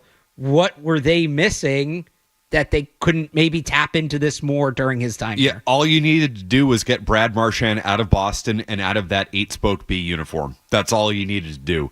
And he's turning into the player that you wanted him to be. You know, not the player who missed on the breakaway to win that series against Florida 2 years ago. Not the player who left the ice at the end of the first period in 2019 that completely swung the momentum of that game. Not any of that. No, you just get him somewhere else to a better culture and a better team, and he's this. Now, look, he's in a better situation than he's been in Boston for the last few years. They haven't had maybe the forever. kind of talent. No, maybe forever. No, I those, like the early teams where it was Chara and Bergeron at their peak and that thing. Who's better, this Florida team or those Bruins teams? Be honest with yourself about that, Barth. Well, which? Be honest. The 2011 Bruins? Or like... Take the best. Are the 2011 Bruins better than a Florida Panthers team that's probably about to go back-to-back winning the Stanley Cup, 3 straight Stanley Cups, a President's Trophy right before that? Are they better than this team? Come on. This Panthers team would destroy the 2011. What was the best team he played on here? Was it 11 or 13? Or 19? It wasn't that team that set the wins record. It wasn't 19. Goofy. It wasn't. I'd say 13. 13. But I mean, it's basically the same team, right? Yeah. Well, 13, except the goalie. Well, they had a Ginla in 13, right? No, 14. 14. They won the Presidents in 14. They had Yager in 13. And Rask instead of Thomas. So, I mean, take your pick. They were probably, looking at it, they were probably a better, deeper, more talented team than 13. Obviously, 2011 had a better goalie, had just a little bit more of that thing. It's Sagan in 11. Well, they had Sagan sort of in 11, but Sagan was a bigger part of 13. Oh, that's they right. Had, why am I drawing a blank? Recchi. They had Recchi in 2011, so a little bit more of the leadership in 11 than they had in 13. The leadership in 13 was great too. Chara, Bergeron, like that core. So pick whichever one you want.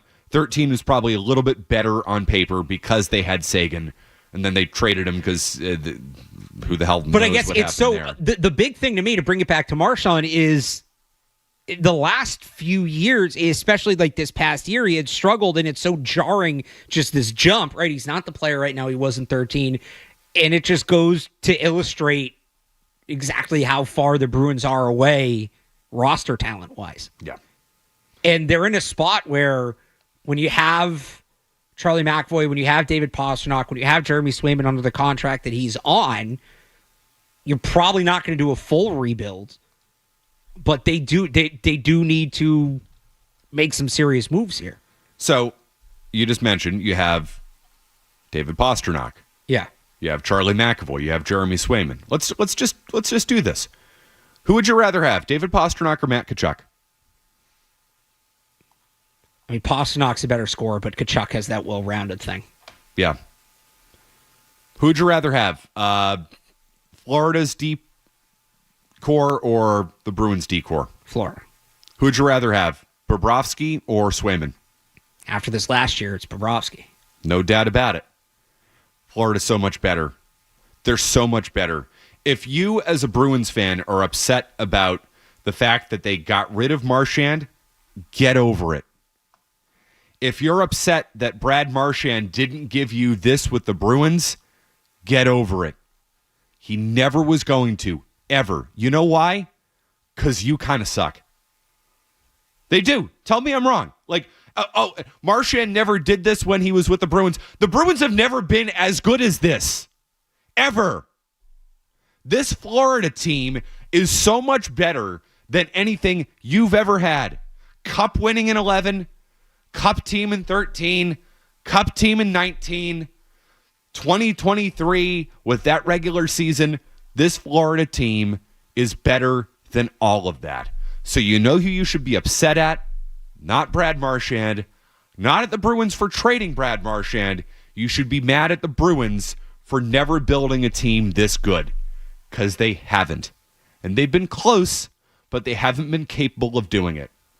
What if they had Matt Barzal in 2019 instead of Carson Coleman? What if they had that? But you didn't, because your GM sucked and screwed up the draft in 2015. What if you didn't trade Tyler Seguin away for a bag of pucks? Oh, but you didn't, because Peter Chiarelli wasn't good at his job. That's who you should be mad at. Not Brad Marchand. Not the Bruins for moving on from Brad Marchand, because it was never going to happen here. You know why? Because you're not good enough. And in the end, Florida Panthers greater than the Boston Bruins. That's the story. That's why this thing is happening. And I'm happy for Brad Marchand. Good for him. Good for him for finally being in a spot where he can give what he still has left to give. And I'm surprised at what he has left to give. I am. Yeah. But I mean, he's man, in a better it's fun to watch. situation, but it's jarring how much he's giving them. Which goes to show how bad the Bruins really are. They're not close, guys. They're not close.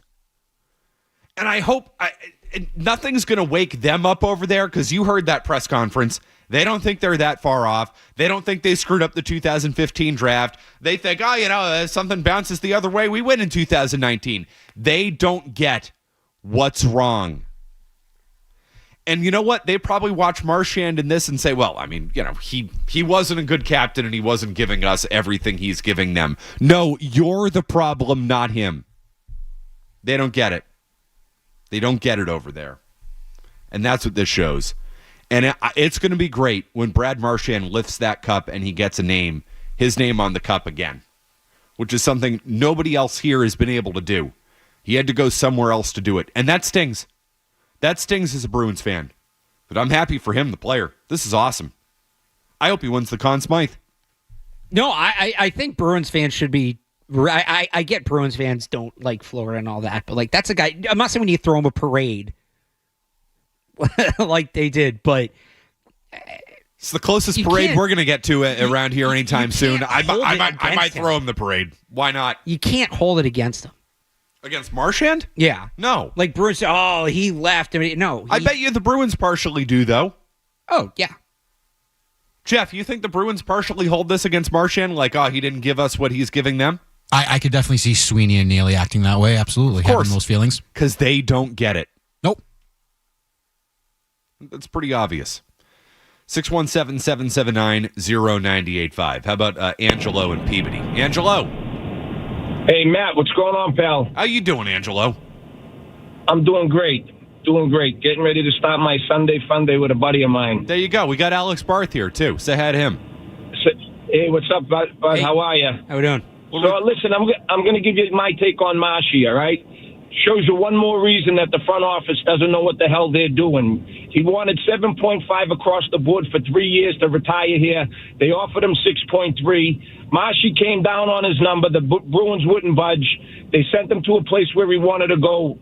I'll tell you right now, the way he's playing, he's going to get 3 years, 8 across the board. That's going to be his next contract. Yeah, but you know what? I don't regret it. If I'm the Bruins, I don't regret not giving him 3 at 7.5 or whatever. Is he going to get 8? I think it might be more than 8. He might. But the Bruins actually were in a position you're better off without Marchand. I mean, what are you like? You're going to win next year, right? Like if you extend Brad Marchand for the next 3 years, come on. No, they're not close. We talked about this at the time. They had to rip the Band-Aid off. Yeah, like you have to enter that next era. They had to do it. But yeah, you're right. It had what he wanted. But here's the other thing: knowing what we know now, that number that he wanted at the time would have been a bargain. But had they given him that contract, we're not getting this performance from him right now. No way. We're not seeing that. No way. He was only able to do this because he went to Florida. Because he went to a better team, a team that's actually good, unlike the Bruins. The Bruins paying 37-year-old Brad Marchand $7.5 million over the course of the next 3 years makes no sense. If the Florida Panthers do it, and they probably won't, but like if the Panthers do it, that makes sense. If the Maple Leafs do it, that makes sense. If the Jets... that would kill me. Right. That would hurt. I'll get over it. That would hurt. Get over it. He's always killed the Canadian teams in the playoffs. That's part of what I love about this. This is one of my favorite stats in sports, Matt McCarthy. Did you know that in America... So first of all, for people who don't know, the Grey Cup is the CFL, Canadian Football League Championship. It's their Super Bowl. This is one of my favorite Alex Barth stats. An American-based team... Are you ready for this, Jeff? Do you know this, Jeff? Do you know what I'm going to say? Not a clue. An American-based team has won the Grey Cup more recently than a Canadian-based team has won the Stanley Cup. Because for like 2 years in the 90s, the CFL tried expanding to the States, and the Baltimore Stallions won the Grey Cup in 1995. I love that stat. That's the best stat I've ever heard. Every year, I put that out there to make sure people remember, and Brad Marchand's going to make sure that the Baltimore Stallions live on another year. Only Alex Barth would find something like that. The man who I think just gave us the USFL final? UFL, championship in the headlines. I meant to say you missed that earlier. What's the difference between the USFL and the UFL? So there was the USFL in the 80s, okay, right, and that went away. And then they revived it, but then they also revived the XFL like a couple years ago. Right. And the story is none of these leagues work? Well, no, the USFL and the XFL merged, and that's what the UFL is. And they're still playing it? Still playing it. Played championship last night. How was the game? Did you enjoy it? It was high scoring, 58-34. It kind of got out of hand a little early. Oh, no, the UFL got out of hand? It's a little bit of a blowout. Panthers were playing, piping it in garbage time there. You got a problem, dude. There was a CFL game on, too, people could watch. Because, again, an American-based team has won that league more recently than a Canadian-based team has won the Stanley Cup. It's tremendous. I told you this like a couple weeks ago. You didn't even know there were American CFL teams. No, I don't think most people probably don't. I don't remember that, but Alex Barth knows. He'll find a stat for everything. Some nerdy, dorky stat. It's tremendous. That made my day. The Baltimore Ravens don't exist without the Baltimore Stallions, in part. They proved that they had like insane attendance. All the other teams were flops, but they had insane attendance, and they proved that professional football could work in Baltimore. We continue. Your thoughts on Marchand and anything you want. Clearly, 617-779-0985. You want to talk CFL and UFL? Alex Barth is here. He'll break it down for you like you wouldn't believe. Continue.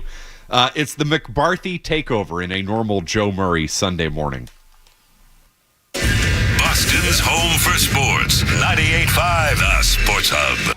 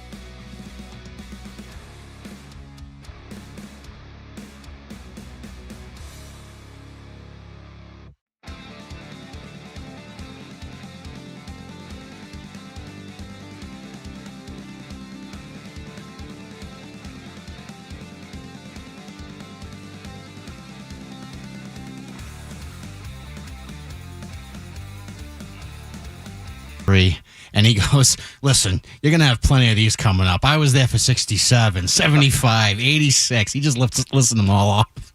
That's a dad right there. That's what dads are. You know what for. my dad really does that with? Snowstorms. Oh. Blizzard 78. Yep. Oh. Anytime there's a little snow in the forecast, well, the blizzard 78. We get that. What was that one winter where it snowed like every week? 2015. Yeah. Yep. No blizzard of 78. That's what dads are for, the perspective. Like, no. You think this sucks? Kid. No. Like, life is going to suck a hell of a lot more. And life sucked a hell of a lot more for me.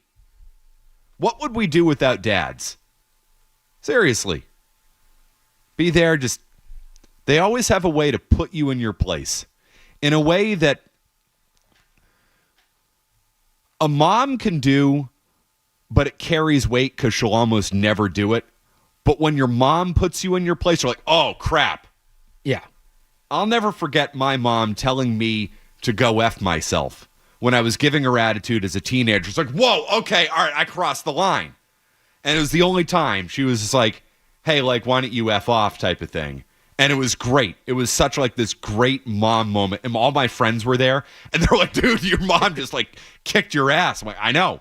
And you know what? I deserved it. But like a dad kind of does that, can do that on a day-to-day basis. But like mom is the nuclear option. But dad has to be like the, all right, I'm going to, put this in perspective for you with like the smaller stuff. And that's why we have dads. They're the best. Your dad's the man. Barry Barth. Love Barry. Yeah. What are you doing to celebrate? I'm going out there and we're going to hang out, put some stuff on the grill, maybe go walk down to the beach. They live near the beach. And just hang out. Is that all he wants? Yeah.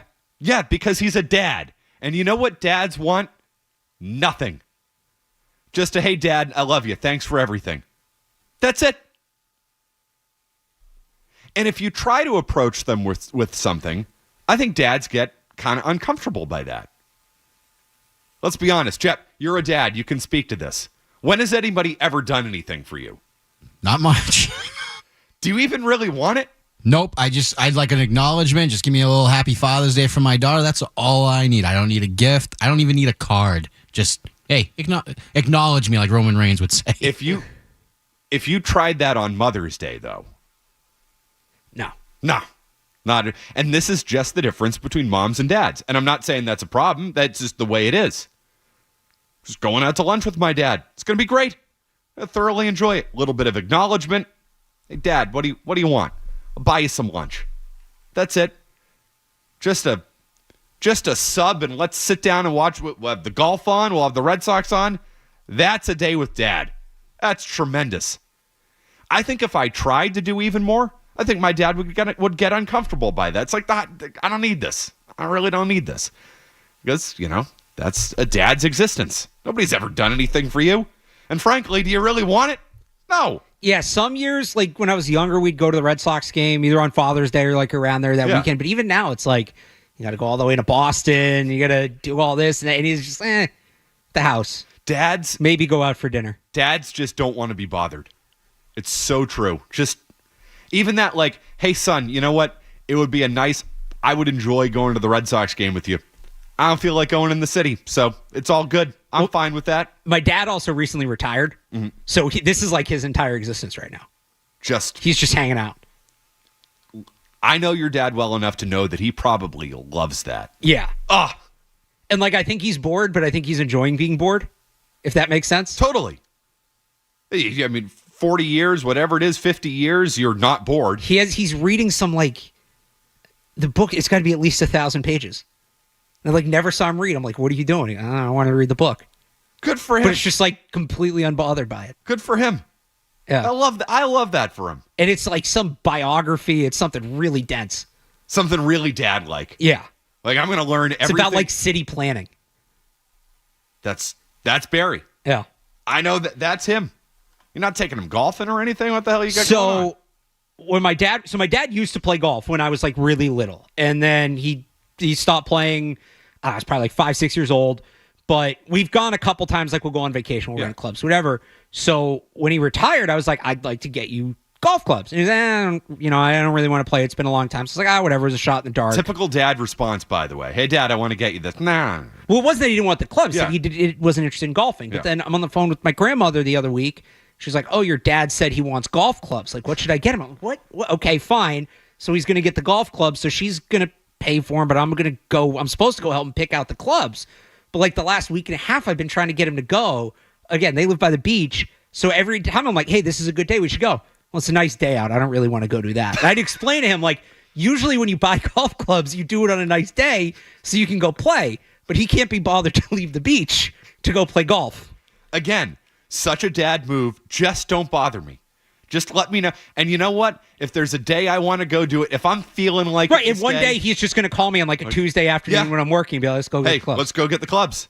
Because that's a dad move. And I love that. He just texted me, by the way. It's 1,160 pages. Autobiography of Robert Moses.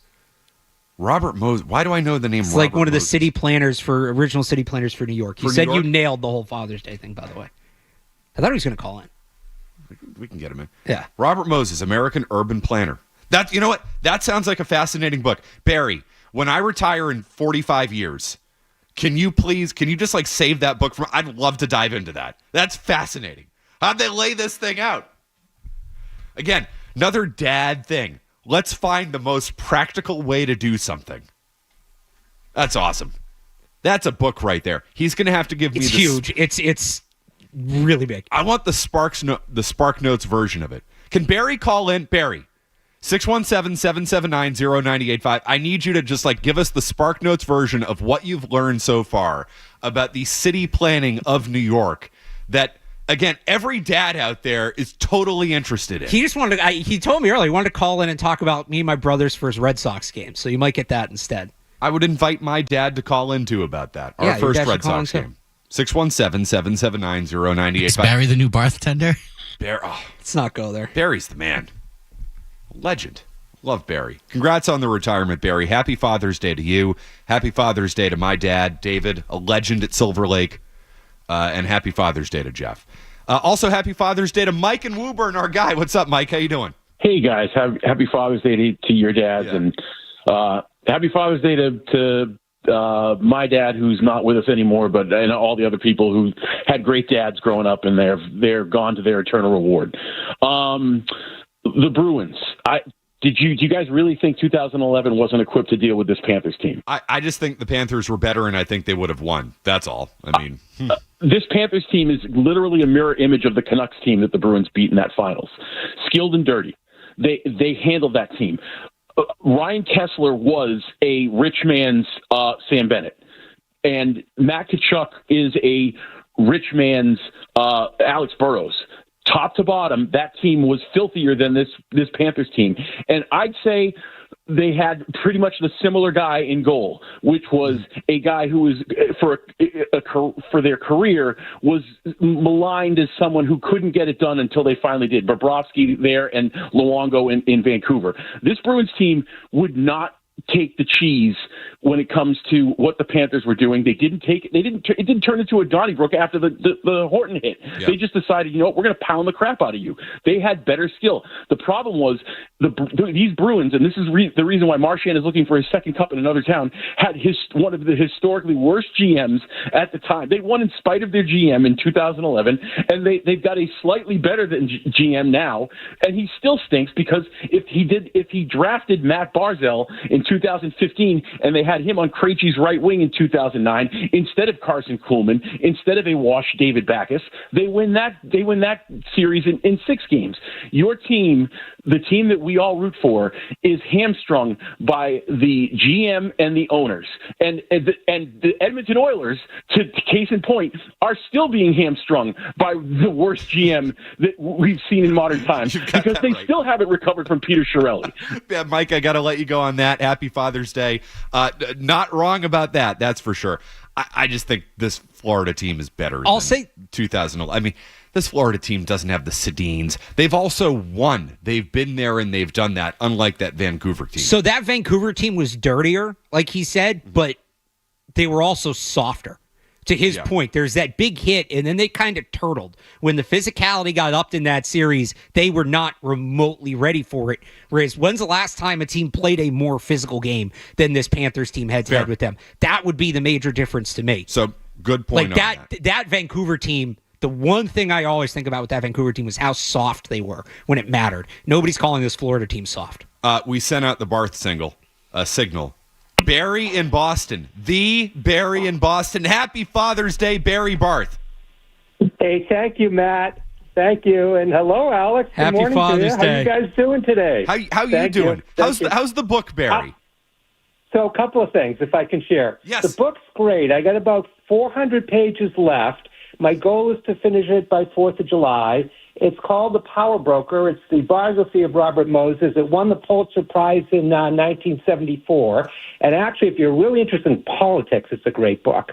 And one additional benefit. So I sit out on my front porch and read it, and it's at 1,160 pages, a really big, heavy book. So if the kids come and walk on my lawn who I don't want there, I can throw it at them. Hey. This is the best. I love it. So can you give us the Spark Notes version? Because, I'm not going to be able to read this until I'm retired like you, Barry. Like, what do I need to know, just like the 15-second synopsis of how this guy made New York what it is?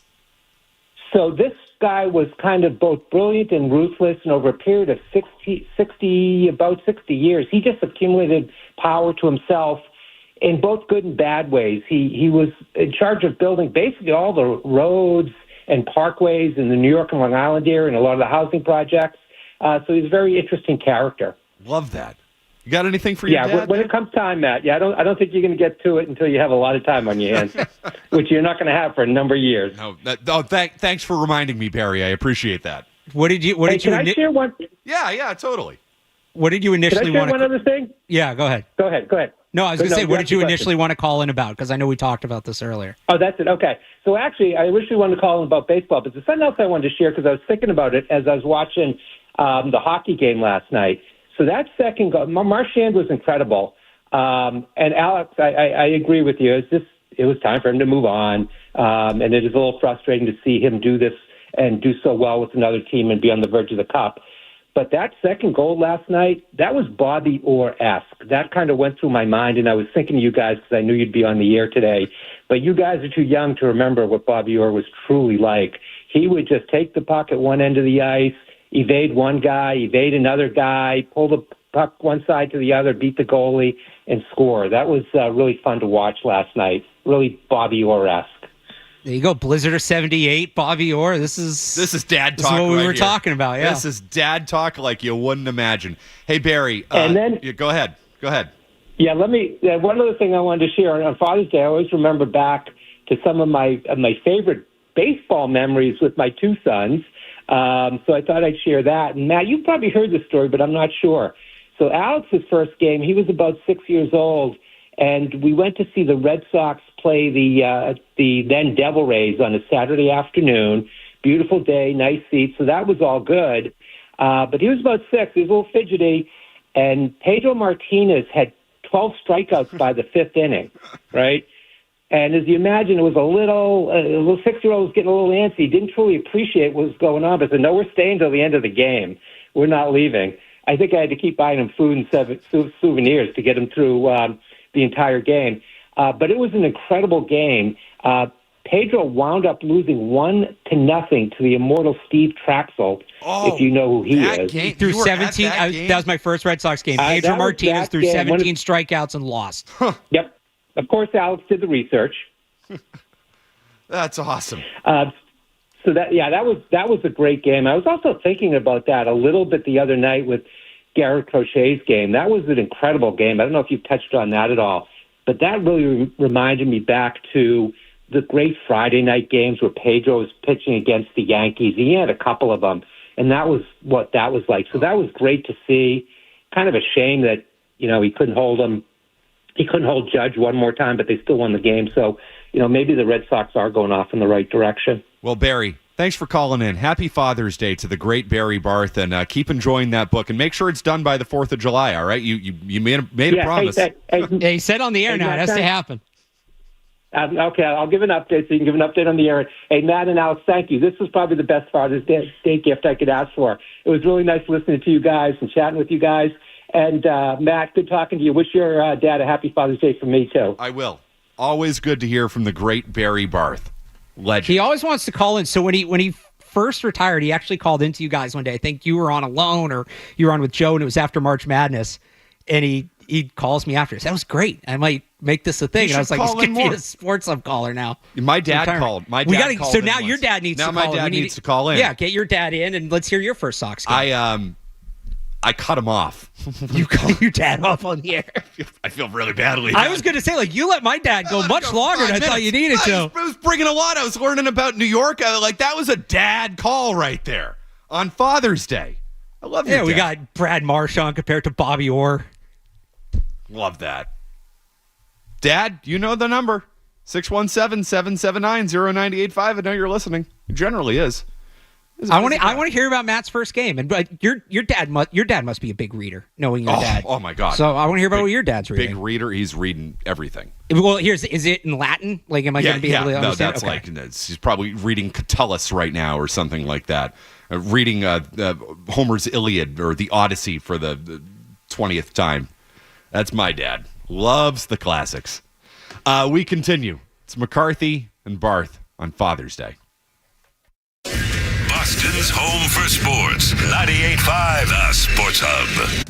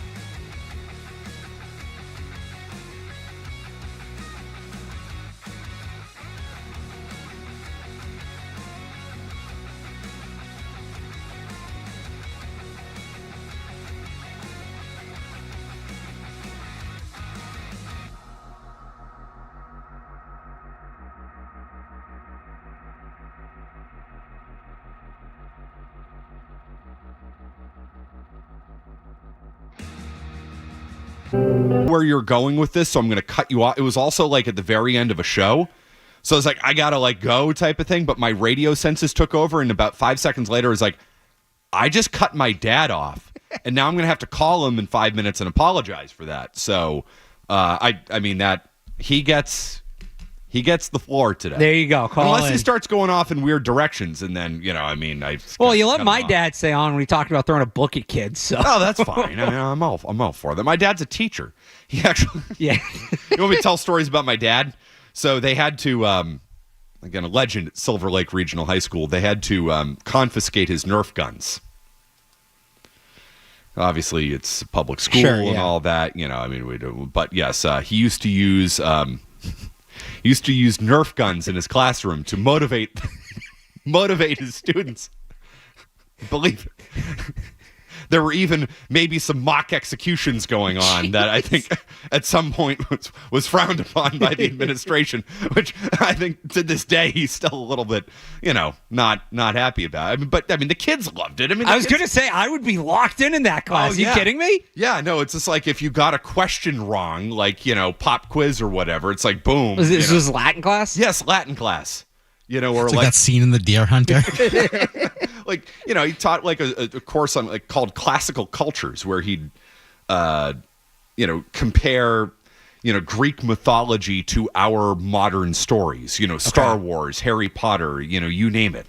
And if there were kids, screwing off in the class. Yeah, exactly. He'd take out the Nerf gun and he'd shoot him. It's a good way to get there. It's better than the way better. Clapping. Oh, way better. It's why the guy's a legend there. Way better. I mean, you can motivate some 15-year-old, some 15-year-old punk or whatever, like in some high school class. They love going to his class because he didn't take himself too seriously. They didn't take themselves too seriously, and the kids all learned, and it was an engaging. I used to go in every once in a while and see him work. It was tremendous to watch. I went to private school until 8th grade until high school, really. And we had a nun that would hit kids over the heads with books, so I would have taken a Nerf gun any day of the week. Right, exactly. Well, my dad also, he's from Hyde Park, McCarthy. He went to Most Precious Blood. Again, as Catholic as Catholic gets, he came out of the nun era. So instead of getting beaten with a ruler, he's like, I'll just shoot you with a Nerf gun. That's a way better way to educate kids. That's what I want to hear about if he calls in. About his Nerf gun days at Silver Lake? Yeah. Yeah.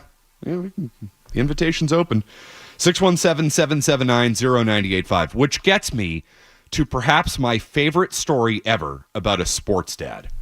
We've heard all this week about Hunter Dobbins. Hunter Dobbins and his dad, Lance Dobbins, which... tremendous. So Lance Dobbins claims that he was drafted by the Yankees and he was boys with Andy Pettitte, and he got traded, and that's why he was pissed about the Yankees. Turns out he was never drafted by the Yankees. Andy Pettitte has no idea who he is, and he's just been lying to his kid the whole time. Which, by the way, when Hunter Dobbins got called up, there was this whole story about how Lance Dobbins is like boys with Grady Little. Has anybody asked Grady Little if he's ever heard of and met Lance Dobbins before? Because he said he knew Andy Pettitte. I think he's basically just naming everybody that he watched in the 2003 Red Sox Yankees ALCS. So somebody might want to ask him about that. It's such a he's telling this to his kid while he's growing up. When would this ever come up? When would he ever be in a position to check this? And who knows? He becomes a major league pitcher, and it's all over the place. So this brings me to the story of one Felipe Melo, who was a defensive midfielder for the Brazilian national team in the 2010 World Cup in South Africa. Headline from Reuters, nothing mellow about Brazil villain Felipe. Brazil midfielder Felipe Melo failed to heed his father's warnings Friday when he was sent off for recklessly stamping on Arjen Robben in their 2-1 World Cup quarterfinal defeat by Netherlands.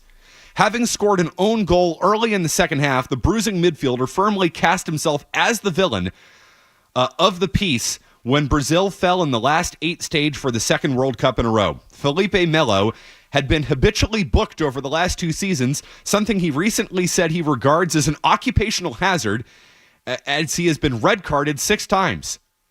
Before the World Cup, many Brazilians, including his father, were worried about his tendency to rash challenges that could leave their team down to 10 men at the crucial stage of a knockout match. It is exactly what happened. Brazil were trailing 2-1 with 17 minutes to play when Felipe lost his cool, stamped on the Dutch winger Robin, and left his team in an impossible situation. I did not find the quote in this story, but I remember reading this quote when Brazil returned home. Felipe Melo on Father's Day was branded as the father of defeat by the Brazilian fans. His own dad was quoted as saying, "I knew he would crack," unquote. Tremendous. They go up to the dad. "Hey, you know how your son probably cost us a trip to the World Cup semifinal? What's your take on that?" And his take on that was, "I could have told you this was coming. I've seen this kid play. He's a hothead. Don't look at me. I knew he would crack." That's a dad right there. So did his dad play professionally? I don't know. Because that kind of changes the tone, right? You hear players whose dads played professionally, and there's like kind of a unique viewpoint there. If his dad's just like some guy saying that. No, he is literally a national villain. He is being, needed security, returning home. Again, they're chanting "father of defeat" at this guy as he returns home from the World Cup. And they talk to his dad, and his dad says, "Don't look at me. I could have told you this was coming. I knew he would crack." Unquote. I knew he would crack. That's wild. Tremendous. He's in the media before the World Cup being like, "Kids got to be careful. I'm telling you, watch out for this guy. My son, I know he's a jackass. Watch out for him." That's a dad right there. Felipe Melo's dad. Good for him. That's honesty. The type of honesty that you can only get from a dad. 617-779-0985. The greatest sports dad of all time, Felipe Melo Sr. We continue. Matt McCarthy, Alex Barth, hanging out on Father's Day. Let's get back into the Red Sox when we come back. Boston's home for sports. 98.5 The Sports Hub. Hey.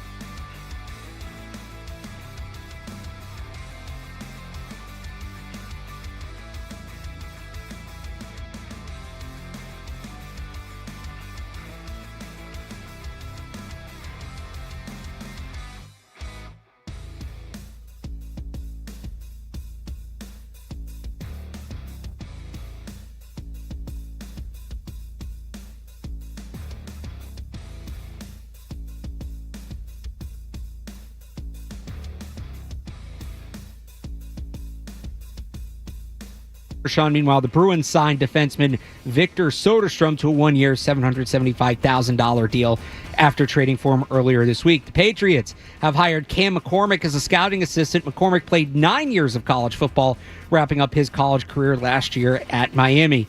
At the U.S. Open, Sam Burns is your leader at 4 under. J.J. Spawn, Adam Scott, both 3 under, still waiting for the leaders to get on the course. At the College World Series in Omaha, 2 games today. Arizona takes on Louisville, and Coastal Carolina takes on Oregon State. And the D.C. Defenders beat the Michigan Panthers 58-34 in the UFL Championship last night. Sports Hub headlines are presented by Celsius Energy Drinks. Refresh your energy with zero sugar, essential vitamins, and proven ingredients. I'm Alex Barth on Boston's Home for Sports, 98.5 The Sports Hub. Your next update at 2 o'clock. Here we go. Boom. I win. Boom. Yeah. It's a buddy. We've got a passion for Boston sports. Get angry. 98.5 The Sports Hub. No matter what team, no matter what player, no matter what coach, no matter what game, it all happens here.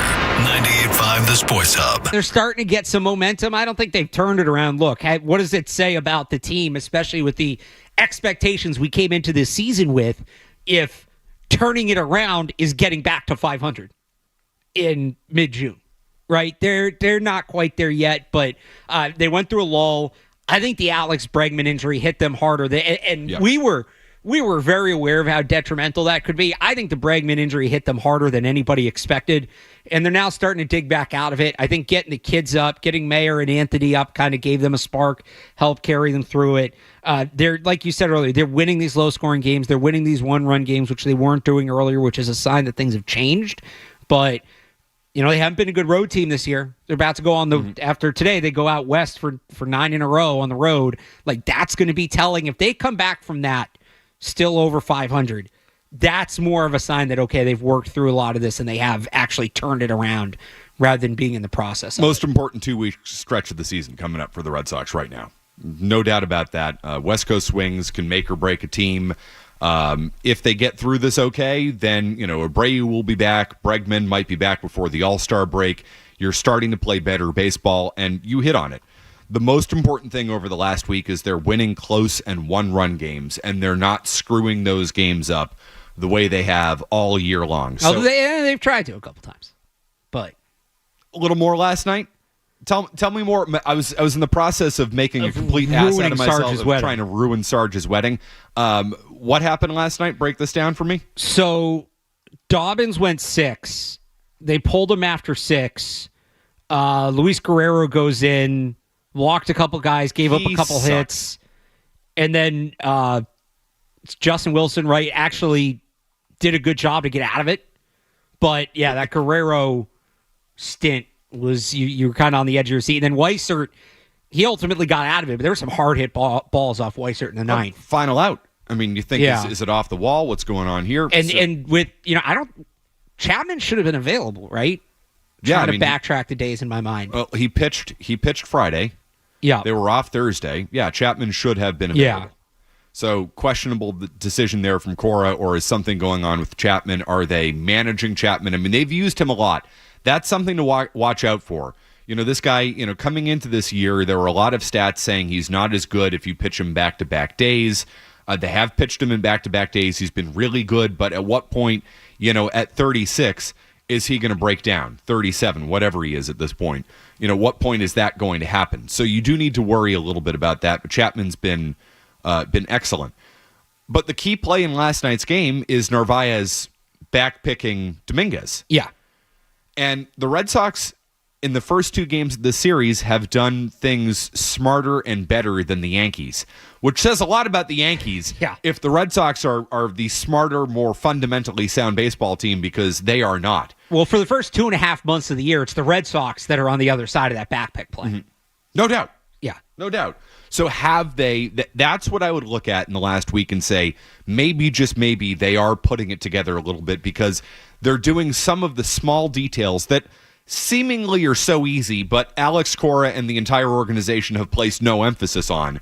Are they starting to place a little bit more emphasis on that, and are they starting to do the little things just a little bit better? I'm not saying they're going to be the smartest team of all time, because they're never going to be that.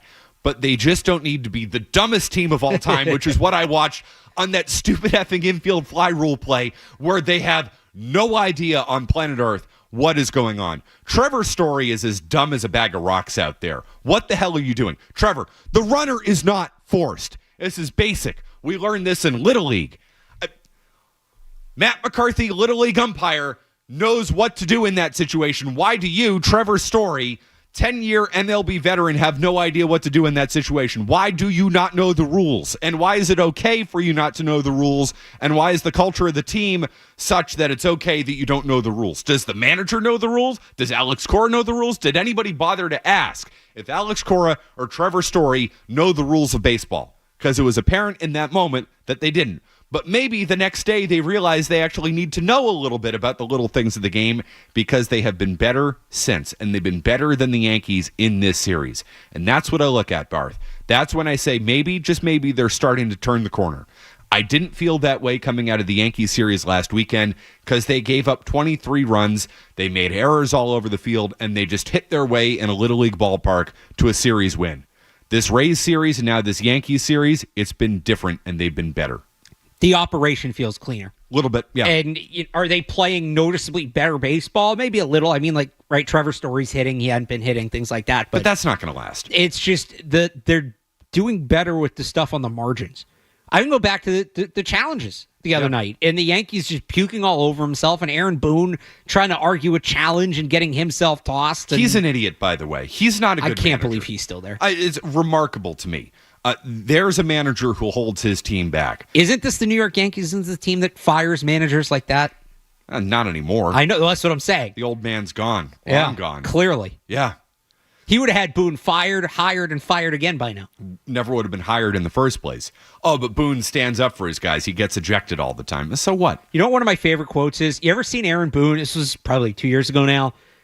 The Yankees were leading the league and hitting into double plays, and he was asked about it. Have you ever seen this? No, maybe. I don't know. I don't remember the exact quote, but the logic, the line of logic is basically, well, good teams hit into double plays because good teams get runners on.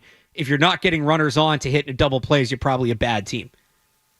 Huh? That was essentially the thought process. That I'm is simplifying. that is so analytically driven. It's like, well, it increases the odds of you hitting into a double play. Well, yet your team leads baseball in double plays, so what's your situational hitting? No. Let's not talk about the situation. No, we're getting guys on, don't you see? Right. Oh, God. This is the problem. That was I still bring that up. Like, that was such a funny one to me. Like, you know what? All right, fine. Good teams get guys on. You know what great teams do? Drive them in instead of having them popped out at second for a 1-2. Not that I should be talking about it as a Red Sox fan because they're a dumbass baseball team. But their last 5 wins here, right? I mean, or, you go back over the course of the last 4 games, right? What were the final scores of those games, Barth? The last 4 games were, hang on, I had it. I mean, they're all 1 and 2 run games. Yeah, they won 3 1-run games are here. Going back to Tampa on Tuesday, 3-1, 4-1, 2-1 and 10, and then 3-1, 4-3, 2-1 and 10, and then 4-3 last night. Yep. Extra innings games, close games. And the reason the Red Sox have been so bad in those games this year is because they don't pay attention to the small details. The manager screws something up. The players screw something up. There's no accountability. You need to see teams win close games and close, low-scoring games because that's what baseball is at its highest level. It's not, let's go into Yankee Stadium and win games 10-7. Yeah, of course, over the course of 162, you're going to do that. That's fine. You're not going to be able to consistently do that. So that's why I look at this last week and I say, all right, they're playing better baseball, and I do think that's a little bit more believable than what I saw this past weekend. So to your point, again, that's that 4-game stretch. To go back before that, 10-8 loss in 11, 11-7 win, 10-7 win, 9-6 loss, 11-9 win, 4-3 loss in extras, 7-6 loss. Yep. Like the previous week was all these double-digit scores. Yeah, that's not sustainable. And not with this lineup. Not with this lineup, not with this pitching staff. It's just not sustainable for just about anybody in baseball. I don't know. This pitching staff might be able to sustain allowing 6 or 7 runs a game. I don't know about that. That's been a difference in the last week, too, is the starting pitchers have been better. And just going back and looking at the Walker Buehler start, not as many curveballs, more sinkers, more hard stuff. Are they adjusting their philosophy there a little bit? So there's that, but the other thing, not just that they're better. And I mean, these are obviously related, but they're going deeper into games. You had the stat that this was the first back-to-back 7-inning performances by Red Sox starters in, 6 years? Yes, since Porcello and Eovaldi against the Yankees in August of 2018. Right, so we're going way back here, and it's now the bullpen's not as taxed and all of that. So, and that some of that's philosophical. There were guys that were pitching well, and they did it with Dobbins the other night, but there's a lot of information that you don't let Dobbins keep going. Yeah, but he's young, too. A guy like Garrett Crochet, a guy like Walker Buehler, who's been in this league, who's a veteran, you let those guys go when they're pitching well. That's what you do. And they had that weird thing with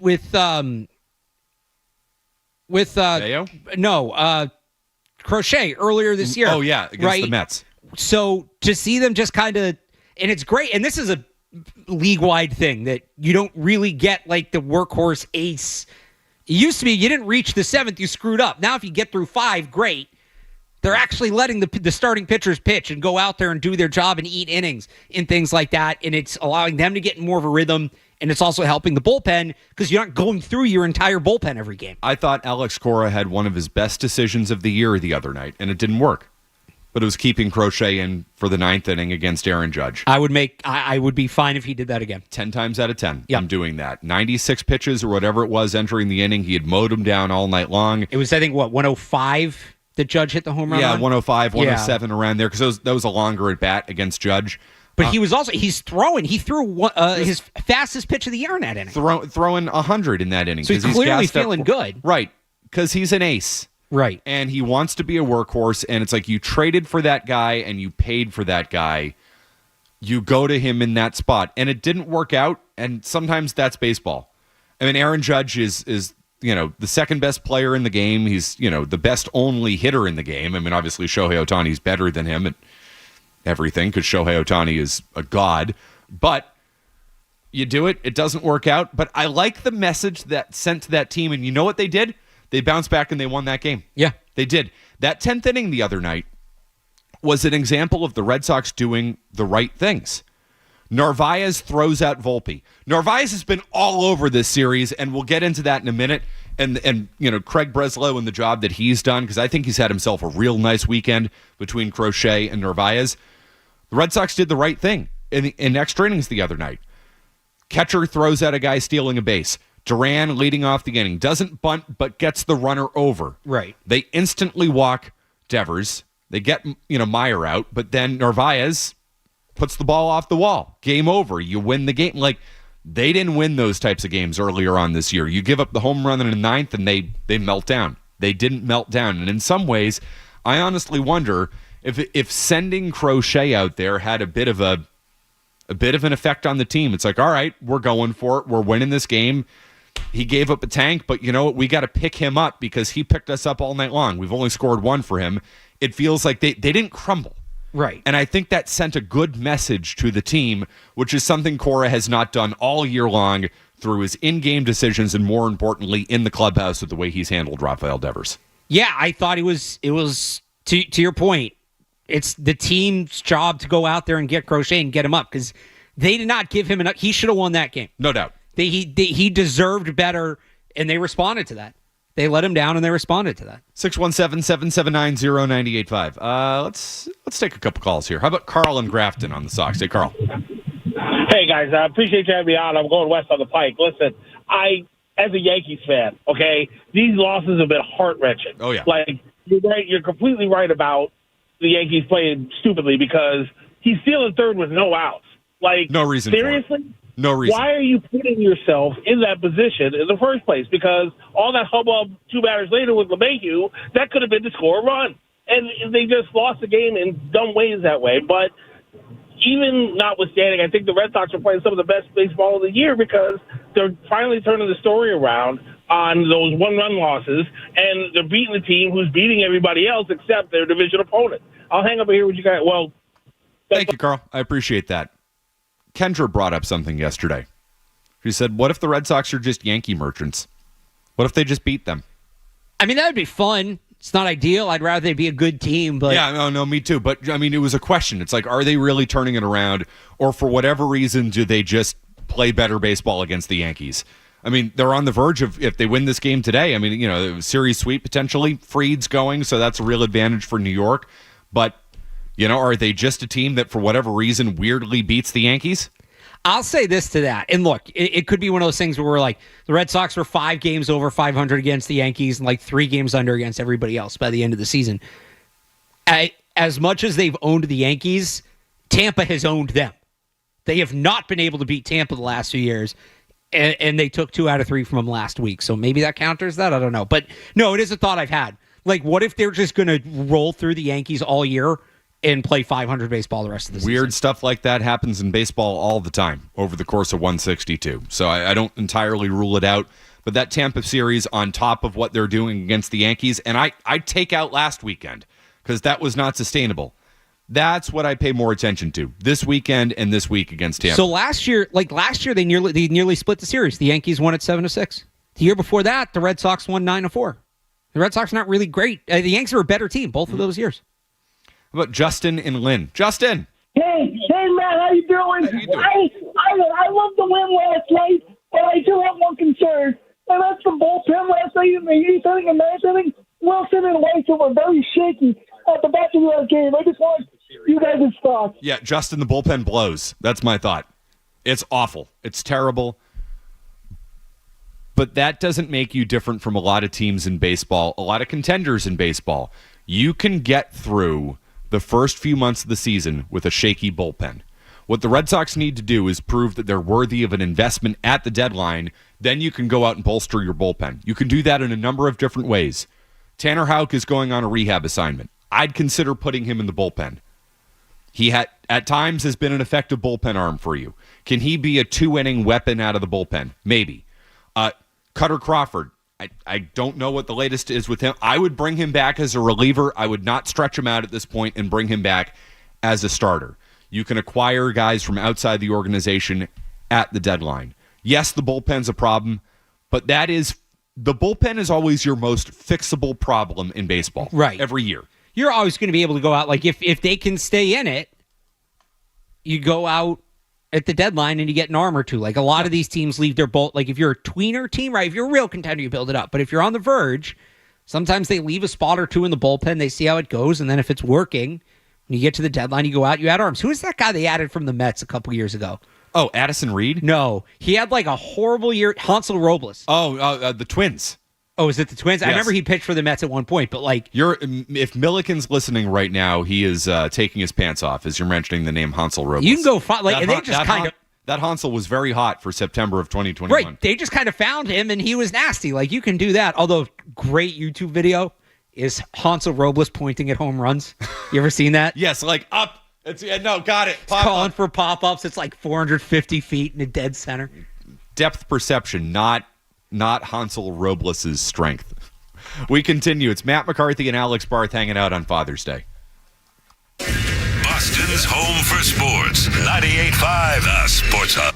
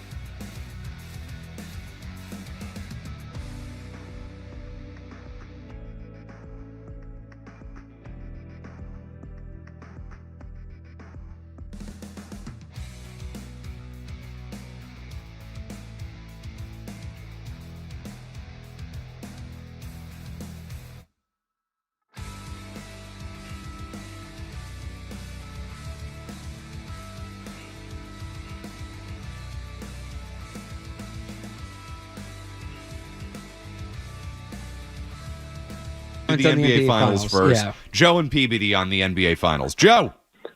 Hey, big fan of both of you guys. You're doing a great job. Thanks, Joe. We're a big fan of you, too.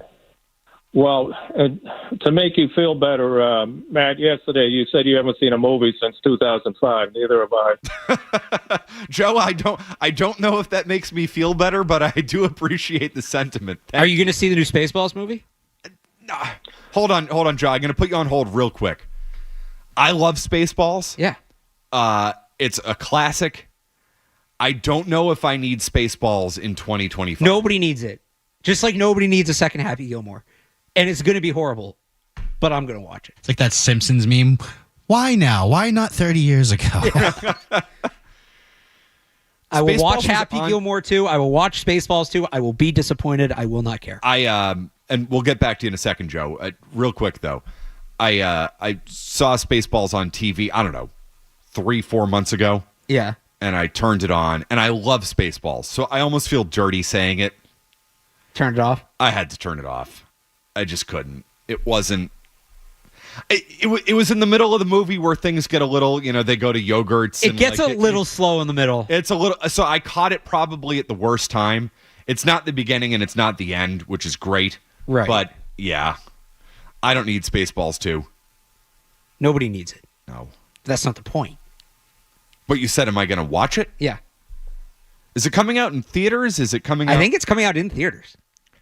I do love the theater experience, but am I going to spend my hard-earned money on going to see something I know is not going to be good? That's true. I might wait till it's on Netflix. Did I see, real quick, did I see that Liam Neeson is coming, the Naked Gun? That I'm going to watch. That's going to be great. The trailer looks awesome. So that, you know what? I can get into that. And although nobody's Leslie Nielsen, but they literally got Liam Neeson what, because the names are similar and because he's unintentionally hilarious? Well, it's the same career arc where Leslie Nielsen was in all these serious movies and then started doing comedy and was good. Have you ever seen Liam Neeson doing comedy acting? He did it in Ted 2 So he's or in whatever, Ted. There's a great cameo. There's another thing he's in, and I can't quote any of it on the air, but it's in a sketch show or something where he does like an improv thing. I think it's with Ricky Gervais that is... I'll show you during the break. It's very funny. I got to check that out. But no, Naked Gun, is that coming out in theaters? That I will see in theaters. That's Police Squad. Joe and Peabody, sorry about that. You got us off track, which we appreciate very much on a Sunday, Joe. It's quite all right, gentlemen. I'm an old-timer. I go all the way back to Westfall against Dave Cowens back in the championships, back in the 70s. And I'm in a little bit of an uproar, and other people should be also. If I cannot or no longer see the national anthem on NBA Finals, televised national anthem, there's something wrong with the NBA. I want to know if the commissioner did this, if it's the players that did this, or they just want to sell advertising time. But every other major sport can do it in the championship series, like the World Series, etc., the Stanley Cup, etc. Please do an investigation on why I can't see my national anthem. All right, Joe, thank you. You called the wrong show. I would say call Jim and Marjorie or call Howie on that. Well, I'll just say this. The presentation overall of the finals on TV used to be much better. We don't get the starting lineups. Right, you don't get any We of don't that. get the big trophy on the court. And they tried when everybody freaked out after game one. They tried with the little CGI trophy. No, that was not remotely what we were asking for. There's... maybe he meant from the political sense, from the pomp and circumstance standpoint, they don't the deliver. starting lineups, the national anthem, the trophy on the court, the different score bug. It's so bleh. Whereas you have the NHL that does it up so big right there at the same time.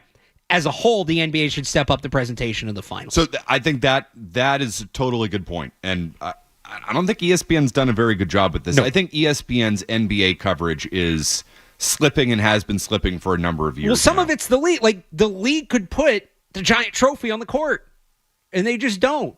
And the league could probably mandate them showing the lineups. They don't because they're selling ads, but, like, That clip of the '08 Celtics finals intro. Well, they did this last chills year, right? every time. It's so good. Last year, you didn't get the in Game 1. Right. You didn't get the Celtics starting lineup. Right, which that's like an iconic. You go through all these eras of basketball with obviously the Bulls, the Michael Jordan Bulls, the Alan Parsons Project, the Pistons had those great lineup intros. The '08 Celtics, like there's so many good ones, and teams still put the production in-house. That should be on TV for the finals. You know what? They don't need to do it every night, too.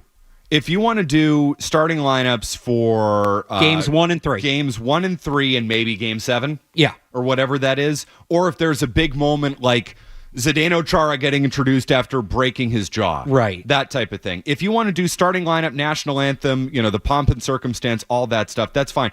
I don't care in general if you show the national anthem on TV. I just personally don't. They're doing it in the arena. I, as the viewer at home, don't need to get that every single night. You want to do that Game 1, though? I'm all on board because of the whole theater of the whole thing. If it's that or commercials, you do tonight's starting lineups, and it kind of sucks, but you throw in brought to you by YouTube TV. Yep. And you make it up. There you go. Yeah. Right? You have whoever's hosting the death show, and we now throw it live to PA announcer, whoever, for tonight's starting lineups brought to you by YouTube TV. Okay, yeah, you do that. And then you roll through it. Game you don't 1, have the Game commercial. 3, Look, Game 7. The 8:30 games are never going to start at 8:30. I've given up that we've lost that battle.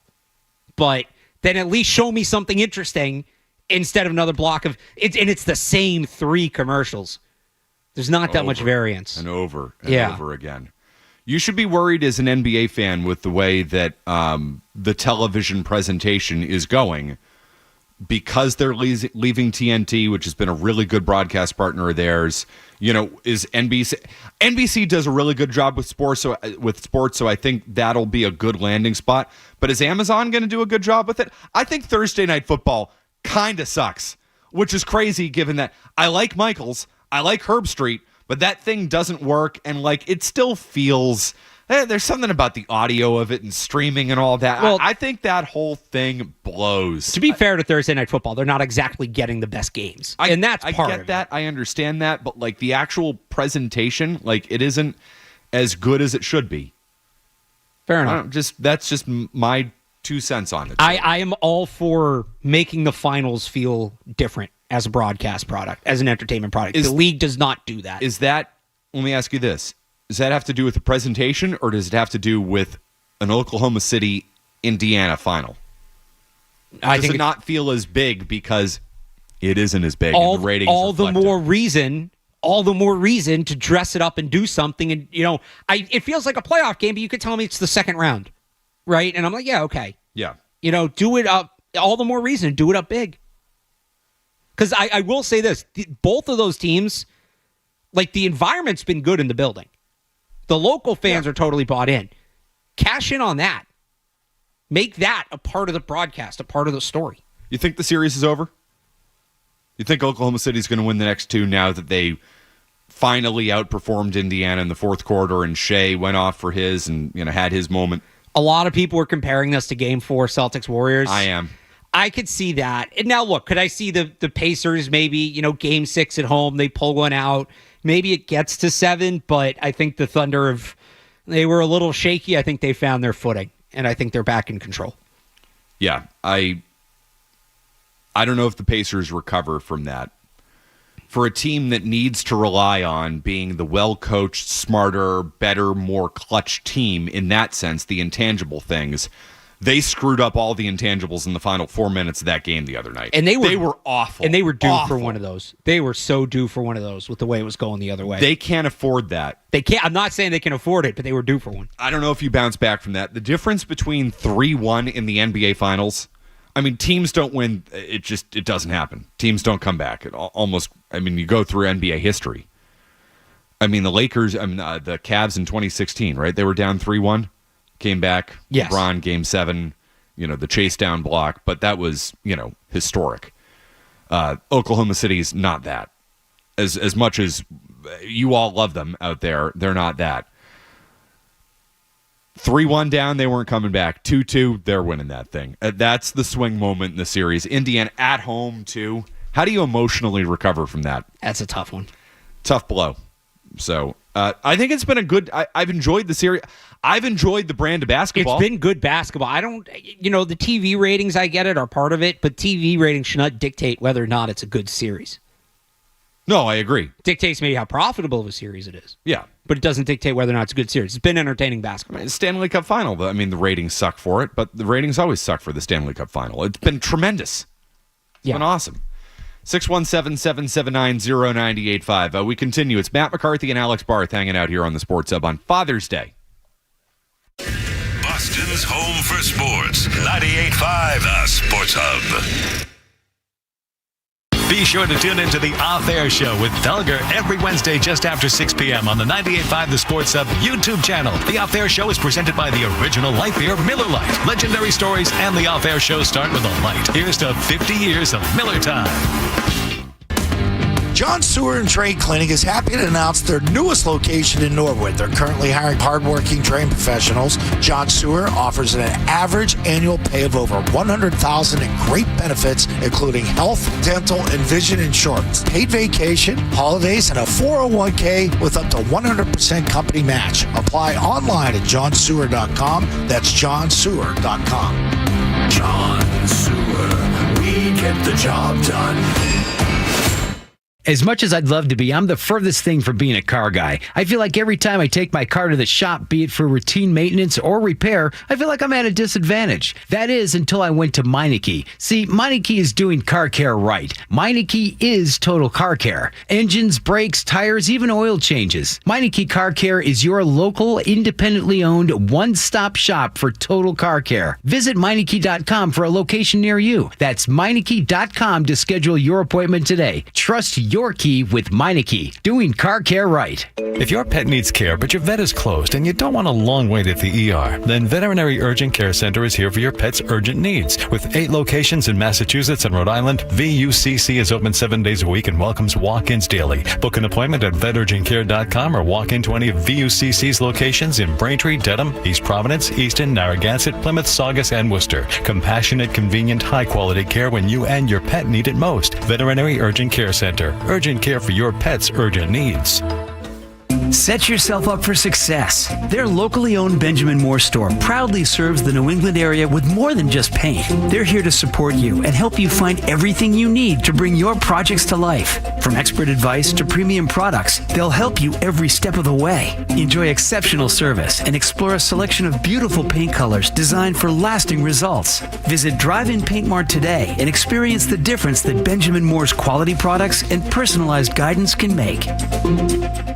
As America's leading business lender, Bank of America is on your corner and in your corner. With over $10 billion in business loans and more than 100 business specialists right here in Greater Boston, they help businesses thrive so communities prosper.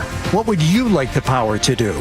Learn more at bankofamerica.com/local business. Bank of America, official bank of FIFA Club World Cup 2025. Copyright 2025, Bank of America Corporation, all rights reserved.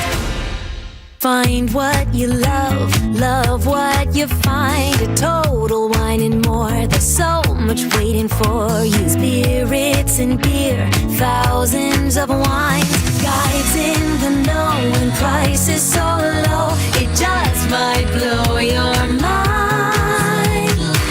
You're gonna find what you love and love what you find. With curbside pickup and delivery available, you'll always find what you love, only at Total Wine & More. Drink responsibly, B21. Every morning, we rise and shine, make breakfast, and brush away the night's rest. These routines help us start the day off right. Nature-Made vitamins are a simple step in that daily care regimen. Multivitamins with daily essentials, clinically studied probiotics for gut health support, magnesium to help relax the body. Nature-Made is made to care for you every day. These statements have not been evaluated by the Food and Drug Administration. These products are not intended to diagnose, treat, cure, or prevent any disease. The drive-in this morning was brutal. It's gotten so bad. Gridlock the whole way in. No one lets you merge. No one knows how to use a blinker. Ugh, driving, man. What can you do? Don't you both live near a commuter rail station? Skip the traffic torment. Let all-day service take the estimating out of your ETA. Just take the train. Visit mbta.com/massbytrain to see why riding beats driving. Maz here from Window Nation. Their semi-annual sale includes 4 free windows with the purchase of 4.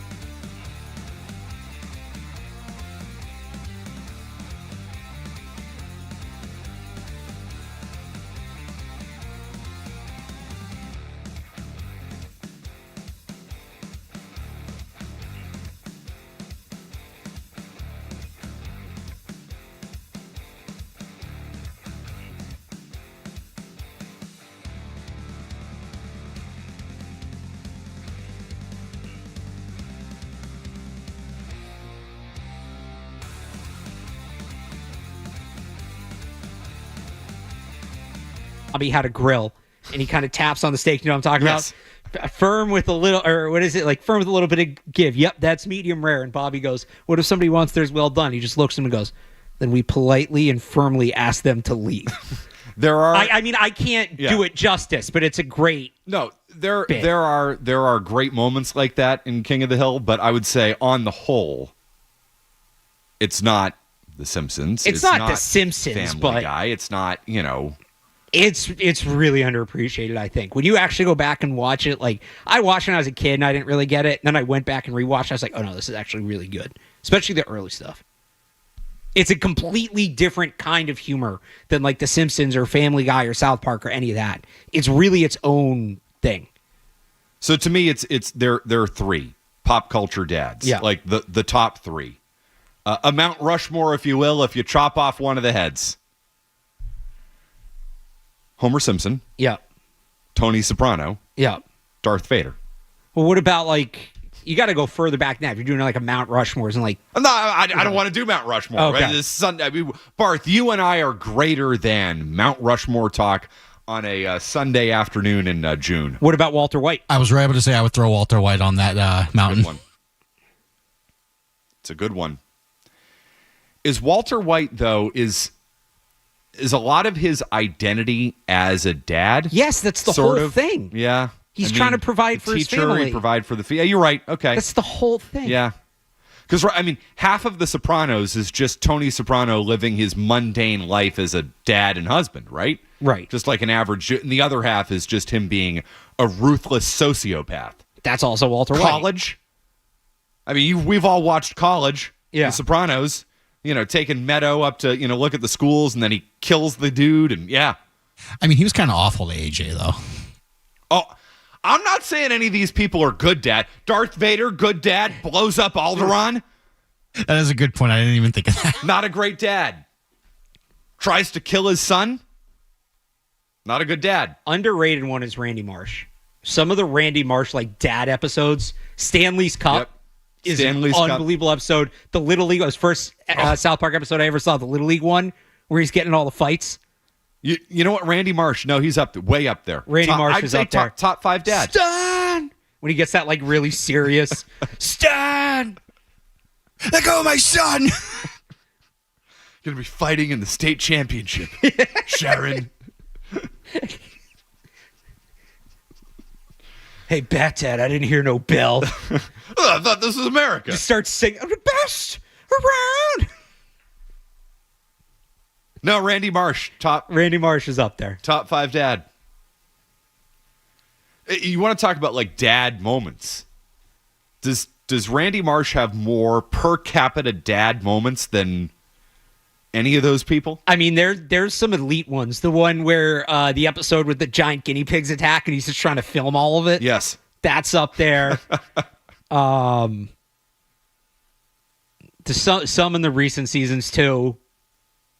Yeah, that's up there. But when he's trying to comfort Stan after the Japanese kill the dolphins at SeaWorld, that's a great dad moment. When he's comforting Shelly. Shelly. There's one recent one where the kids start playing airsoft with teenagers, and like they try to beat the teenagers, so their dads come along. That's a good one. The Warcraft episode. Oh, the Warcraft one is all timer. No, Nelson. No, I need to play World of Warcraft. Stan, I have the sword. How do I get it to you? That one's up there. Randy Marsh? Limited. I forget his name. The actor recently passed away. The dad in Freaks and Geeks. He's also the guy that yells Flaherty. Tom Flaherty. Tom Flaherty. He's also Fred, Happy Gilmore. Yeah. He's the guy that yells at. He's the guy that yells at Happy and Happy Gilmore. Yeah. He's only really he's in every episode, but he's only really in a couple episodes. The episode where he teaches Nick how to drum is a really good one. Just throw that out there. That's like my niche. Yeah, I don't know that it's a niche show, but no, it is a niche show. It's a great show. Everybody should watch. It's only one season too. You can get through it. It's a really good show. Thinking of all the great advice that Homer gives Bart and Lisa, particularly Bart. Never try. There's one. You tried your best and you failed miserably. Lesson is never try. It's the worst day of my life. It's the worst day of your life so far. Son, when I was your age, I wanted a catcher's mitt. My dad wouldn't buy it for me.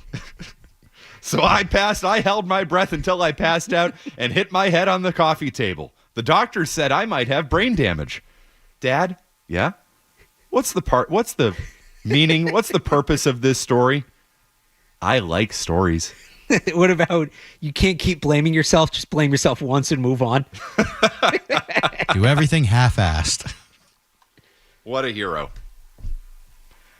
Homer Simpson's the greatest character in the history of television, right? He's up there. You know what I love? Anytime he calls Bart Simpson the boy.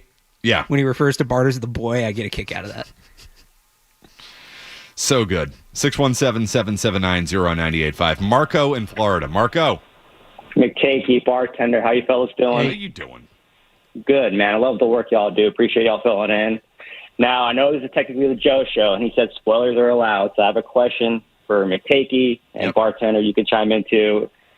I just finished The Sopranos. I know 20 years late, whatever, but okay. I know that's the question you're going to ask, and I'll let you go on that, Marco. Thank you. Yeah, he's dead.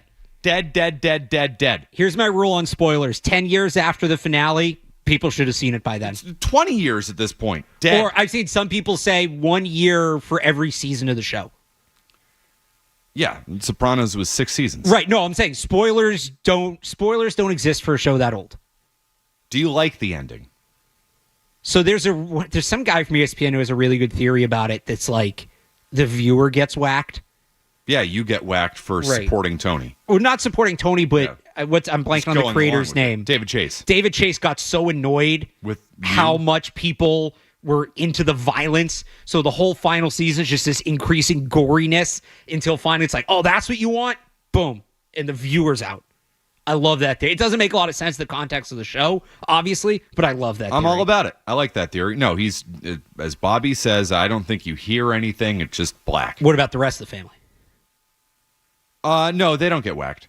Carmela said, Tony says to Carmela, families don't get touched. Right. But they all have to witness it because they let it all happen. Except Meadow, because she found a proper parking space, unlike some people. Unlike me yesterday. Yeah. Yes. Meadow arrived late. No, he gets whacked as she's walking in the door. She sees it.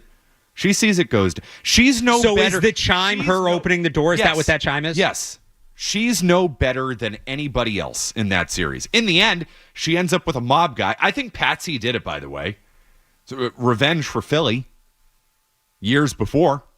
No, it's the guy that that walks in. Yeah, no, but Patsy has it done. Oh, I get what you're Patsy saying. gets close. His son is marrying Meadow. He's taking over. There's nobody else left to do it at that point. Right. It's either Patsy or Paulie, and it's not Paulie. It's not Paulie. I mean, is it New York? Maybe like his revenge for Phil, but who's left in New York? But I mean, is Butchie getting Tony because he was setting it up all along, or because Phil's family had to watch Phil go out the way he did? That's kind of what I always thought. Best death in The Sopranos, by the way, is Phil going out. Yeah. That is as satisfying but that's as they always, come. I thought it was either something Phil set up that he didn't stop before he died, or just somebody in New York as revenge for Phil. It's the best part about it. It's ambiguous. He might be my favorite. Oh, Paulie's my favorite character, but Phil is top 3 Sopranos character. 20 He's years, so good. 20 years in the can. Cook grilled cheese off the radiator. He compromised, Barth. What is it? Let me tell you a couple of 2 things. Let me tell you a couple of 3 things. A couple of 3 things. Also, Billy Batts. What a career. We just had our the 55th anniversary of the day where Billy Batts, it became apparent that nobody had gone up there to tell him that Tommy didn't shine shoes no more. Yeah. He'd been away a long time. And I get it. Billy made it clear to Jimmy he needed to get what he needed to get. What's right is right. But Hardy's theory was interesting. He disrespected him a little bit. What's Hardy's theory? Yeah, he's being fresh. Yeah, he was being fresh. Let's call it what it is. He was being fresh. What's Hardy's theory? I haven't heard. I got to find out. I was watching it this week, and as I said that, it fell out of my mind. It's not about that scene. It's about a different Spider. scene. Spider? Spider, right. Who is most responsible for Spider's death? Did Hardy say Jimmy? Yes. Yeah, because he's egging him on because he knows Tommy's a lunatic. Yeah. Not a bad take. No, I never thought about it that way. It was full of interesting. rats. That's interesting. It was on TV the other night. You better believe I stayed up and watched it. I can't watch it on, what was it on? It was on AMC or, whatever it was. But you're right. It's not. I'm like that with The Departed, too. I can't watch it. It's because it just gets, there's too much cut out. Henry Hill. Not a great dad. If we're going to break it all down, not a great dad. Yeah. Karen. Come on, you got the best tree on the lot. The most expensive one. How about JP in North Providence? JP. McCarthy and Barth. McCarthy, I am all aboard the Red Sox on the over. I'm feeling good again, McCarthy. We need to hit it this year. No more last game of the season BS. I want Crochet on the mound last game of the year. They're giving me some, Kendra, I hope you hear this, some good vibrations for you Beach Boys fans. And McCarthy, I got a dad story. What do we got? We're watching this college pitcher from Texas, Roger Clemens. My dad says, Nolan Ryan. I go, okay, Nolan Ryan. As Dad's getting old and getting Alzheimer's, we'd always watch Clemens pitch. He'd say, Nolan Ryan, Nolan Ryan. Finally, Dad, I said to him, Dad, it's not Nolan Ryan's, it's Roger Clemens. He says, I'm not bleeping stupid. He reminds me of Nolan Ryan. He's a big Texas horse that had pitched his grandmother and throw fastballs. He's my favorite pitcher that's around now. And I always remember that because no matter how old dads get, I realized I got smarter as my dad got older and I got older, McCarthy. JP, it's a great way to put it. It's a great story about your dad. Yeah. I remember my dad taking me to my first game at Fenway Park, 1995. Jeff Suppan on the mound. Still have there we go. Mark Dondero is all fired up about that. Jeff Suppan. That's the most excited I've ever seen Mark Dondero get with a smile. That was great. And I will never forget my dad taking me. He got tickets from work, from an attorney he was working with who had box seats, maybe 4 or 5 rows behind the Red Sox dugout. And that was my first game. It was a Red Sox-Yankees game.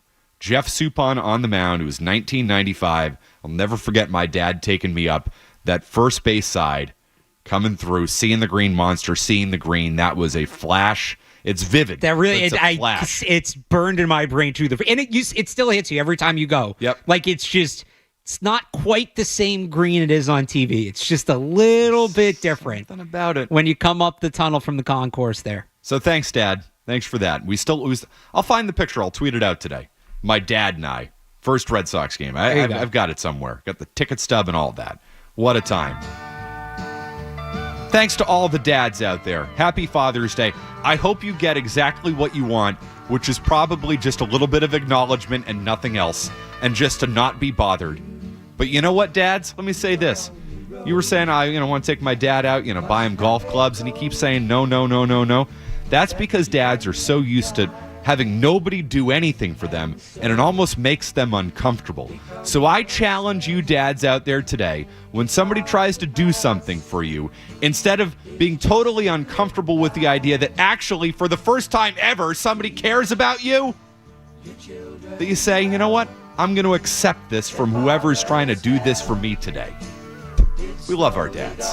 Happy Father's Day to David McCarthy, to Barry. For sports, 98.5 The Sports Hub.